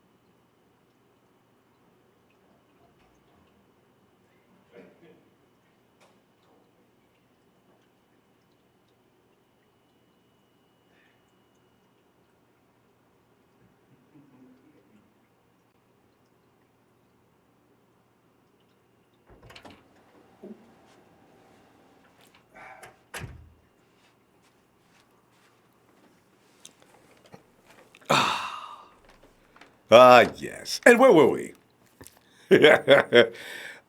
Don't say anything. I know you. I saw Jersey Joe in there. I know he's going to say something. Hey, Vince! Come on in, Vince! What's going on, Ronbo? Vince, I have just relieved myself, Vince. Nothing but worldly happiness is going on right now. That's right. That's right. Vince, you got some sound things going on here. Vince? I'm in the middle of a wow. Vince, he sounds like he's in a steel cage match. Vince? No, I was over there. I was running a bead right now. I don't want to mess up, get ferocity or nothing. Wait. You're running what? I was running my bead. Wow. I didn't want to get ferocity. Okay, Vince. Vince, are you in a car or what? No, I'm not over here at work. I'm a welder. That's why I was welding something right now, and I don't want to get ferocity. I love it. Vince, are you in the middle of a well? I mean, are you in the middle of a cut? Yeah, no, I was wilding. I was wilding a damn fucking about a foot long. Vince, every now and then people call from their restaurant, somebody's a chef. We've had truck drivers, but we have yet to have somebody who was actually in the middle of a weld. Vince, you're first! God! Vince, what are you thinking here, man? Right here. I called in a couple months ago, and I was hoping that we wouldn't be having this conversation today about Jimmy Crackbone. Wait, who? Still on the team, Jimmy Crackbone. Did you say Jimmy Crackbone? Jimmy Crackbone. He's talking about my boy J-Dub. Oh! Vince, I was hoping we were going to have this conversation. I was hoping and praying and dying that we wouldn't be having this conversation today. Maybe we would be talking about Earl Thomas. Yeah. Or I wanted Earl too, anybody, though. Please. I got to admit, I wanted Earl. But you know what? Hey, we're here today. We're here today. Niner at the end. Yeah. You gotta love them. But got to. You know what? It's gotta have. I mean, to me, that's gotta just show. Colbert's gotta step it up. Yep. Gotta have our safety's gotta just step it up. I mean, that's it. You know, hey, if Jimmy Ward could step in there and fucking prove us all wrong. Yeah. What we've been knowing for the last 5 years. Yeah. But what we've been knowing for the last 5 years. But I mean, I don't know. And that's kind of just like my head right now. But I wish we would have kind of at least got another safety. And Vince, here's a good thing though. I think this team's going to be pretty good, in spite of J-Dub. But that means a first-round pick next year will be the best safety available if they don't get one, free agency. Yeah, because we're going to be picking 32. Right? So we can 32 ain't no problem. Pick. We can trade up. We're going to have a 32nd pick. There you go. That's why we're gonna have the 32nd pick next year. What? But Vince, if we're picking 32, J-Dub gets an extended contract. But because if we're 32, that means J-Dub was a part of a winning team. He stays for the next 3 years. Vince, can you handle it? Jimmy, like you said though, if he does good, we'll be praising him. Jimmy G gets extended for a 4-year contract. Hey, Vince ain't with that though. If he's healthy, all right. If he plays the whole season, gives us a couple picks, all right. I can mess with that, but if you're gonna be on the sideline or crying about an injury, then I don't even want to be. I don't want to be there. He gave me too many years. Extended an extra $5 million. He's made a lot of money with the 49ers, come to think of it. $8 million. His first contract, they picked up his contract for $8 million. He just got $5 million for this year. So Dub's making some cash with the Niners. Well, he's been balling. He's been balling for free. Yeah. But anyways, I had a funny draft story. I didn't call after the draft or anything, but I work nights, so Saturday morning I get off. I'm getting off like around 8 o'clock. So I'm like, fuck, whatever. I call my brother. My brother said, hey, man, the draft's going to come on right now at 9 in the morning. Yeah.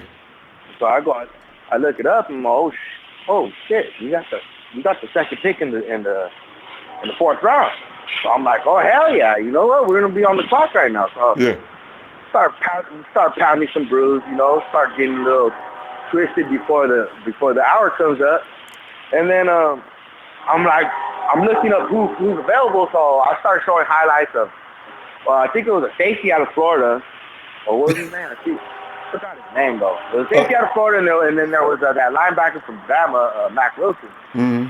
So I'm like, oh shit, we're gonna get Mac Wilson, man. We have to be. Everybody thought so. Yeah, so my brother, he doesn't really follow Niner football like that. Like, he follows it, but he doesn't know, like, college football players, the draft and all that. Too many people. So I'm, like, showing him highlights of Mac Wilson, and I'm like, hey, look at that. And he's like, oh, shit, he's a beast, man. And we're like, so we come up on the clock, we're like, oh, yeah, it's going to be Mac Wilson. It's going to be Mac Wilson.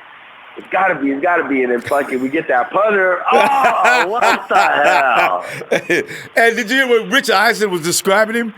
Who needs the 49ers pick Mitch Wisnowski and Raiders, Eagles, by do not get this punter. Hey. Rich made it funny, Hey, you know. I don't know if you ever seen that. If you seen that movie, it's an old Tupac movie, Above the Rim. Yeah, oh yeah. I do remember that movie. Which part you talking about? Who was in that? Where he's at the cemetery with his brother, and he's like, "They was laughing at me. They was laughing at us." And I'm like, I'm telling my brother, I'm gonna look at them. They're laughing at us. Who let it? Because I guess Tupac was saying to his brother that they're in the welfare line. He's like, "They're laughing at us." and then so I'm telling my brother, Rich Eisen, the whole NFL Network is laughing because he took a damn punter. I tell you, man. I mean, Rich's description of the whole thing just had people rolling, man. But you know what? Yeah, that's kicker, what it was, you know. But hey, I like him. I like him a lot. He's bad. He's bad. And anytime this dude could kick that ball out of the 5-yard line, I mean, after he's run around for a minute and still drop that ball into a corner, into a depth. Can you see teams coming out off the 5-yard line all day on punts? This dude's hang time is ridiculous too. Ooh, I like this guy. I know. Hey, I like him a lot. And then when he catches it, he runs around and he runs and kicks the damn ball. Yeah. You know, someone's gonna block him. So I like that. I like that a little bit. You know. Yeah. But I mean, it was a good pick. At first, it was just a funny thing. You know. I was like, what the hell? Everybody wanted a safety. We wanted Matt Wilson. There was all kind of players that everybody wanted, and then picked up with Mitch Wish. Yeah. Wisnowski. Yeah. Mitch Wisnowski. Yeah. But I mean, I wasn't mad. After I seen something there. You had to be at first because, you know, he a kicker, punter. I mean, Kyle, what are you doing? You know, so. Yeah. No, and then I was gonna also, what I was gonna say, yeah. So about all the PFS and rating us, I mean, hey, now is the year. This is the year. You stay healthy. Like everyone's saying, don't be talking about these injuries, talking into existence. Screw all that shit, man. Hey, we're all healthy now. Let's fucking not jinx it, you know? We can't be all jinxing it, talking about fucking injuries, and it's going to happen, you know? That's right. So we got to just keep positive, stay positive. Yeah, stay positive, and I can see it. This has to be the year, man. That's it. Well, Vince, I'll let you go ahead and finish that cut. And we're going to have you work on Jimmy G's bones. Afterward, you get them them hard. Hey, Ronbo, let me get one thing in. Go ahead. Did you hear what that porn star was talking about?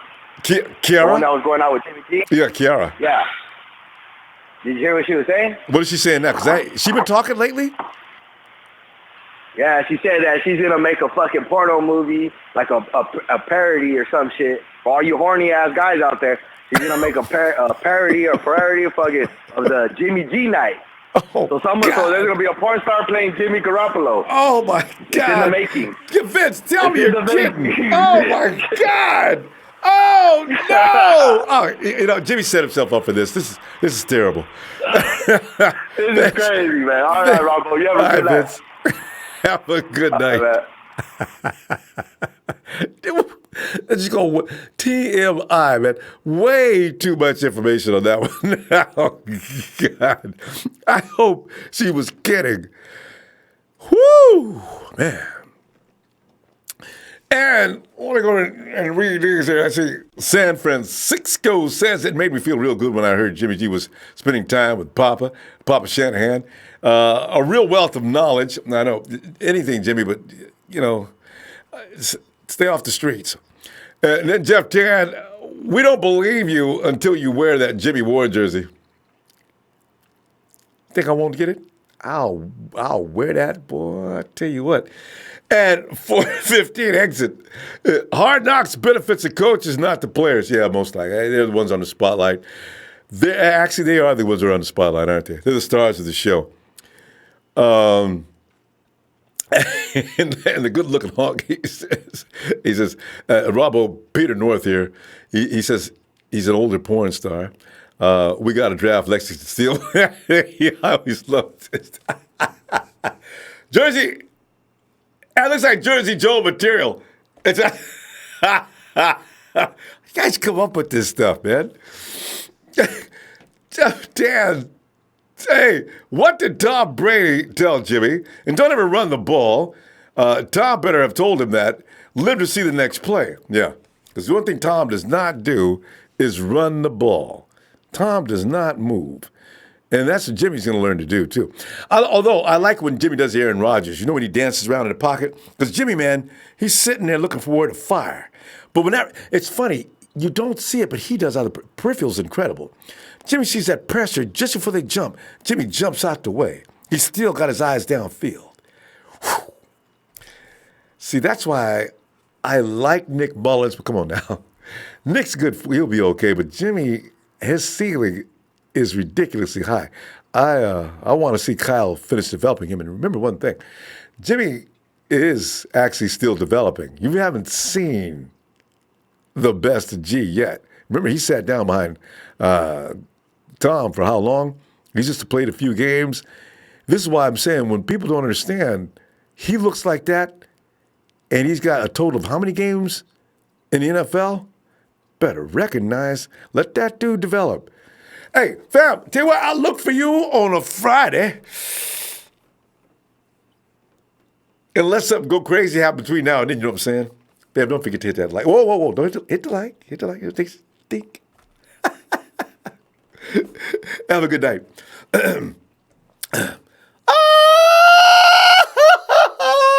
Oh, wait, that's the wrong one. Niners!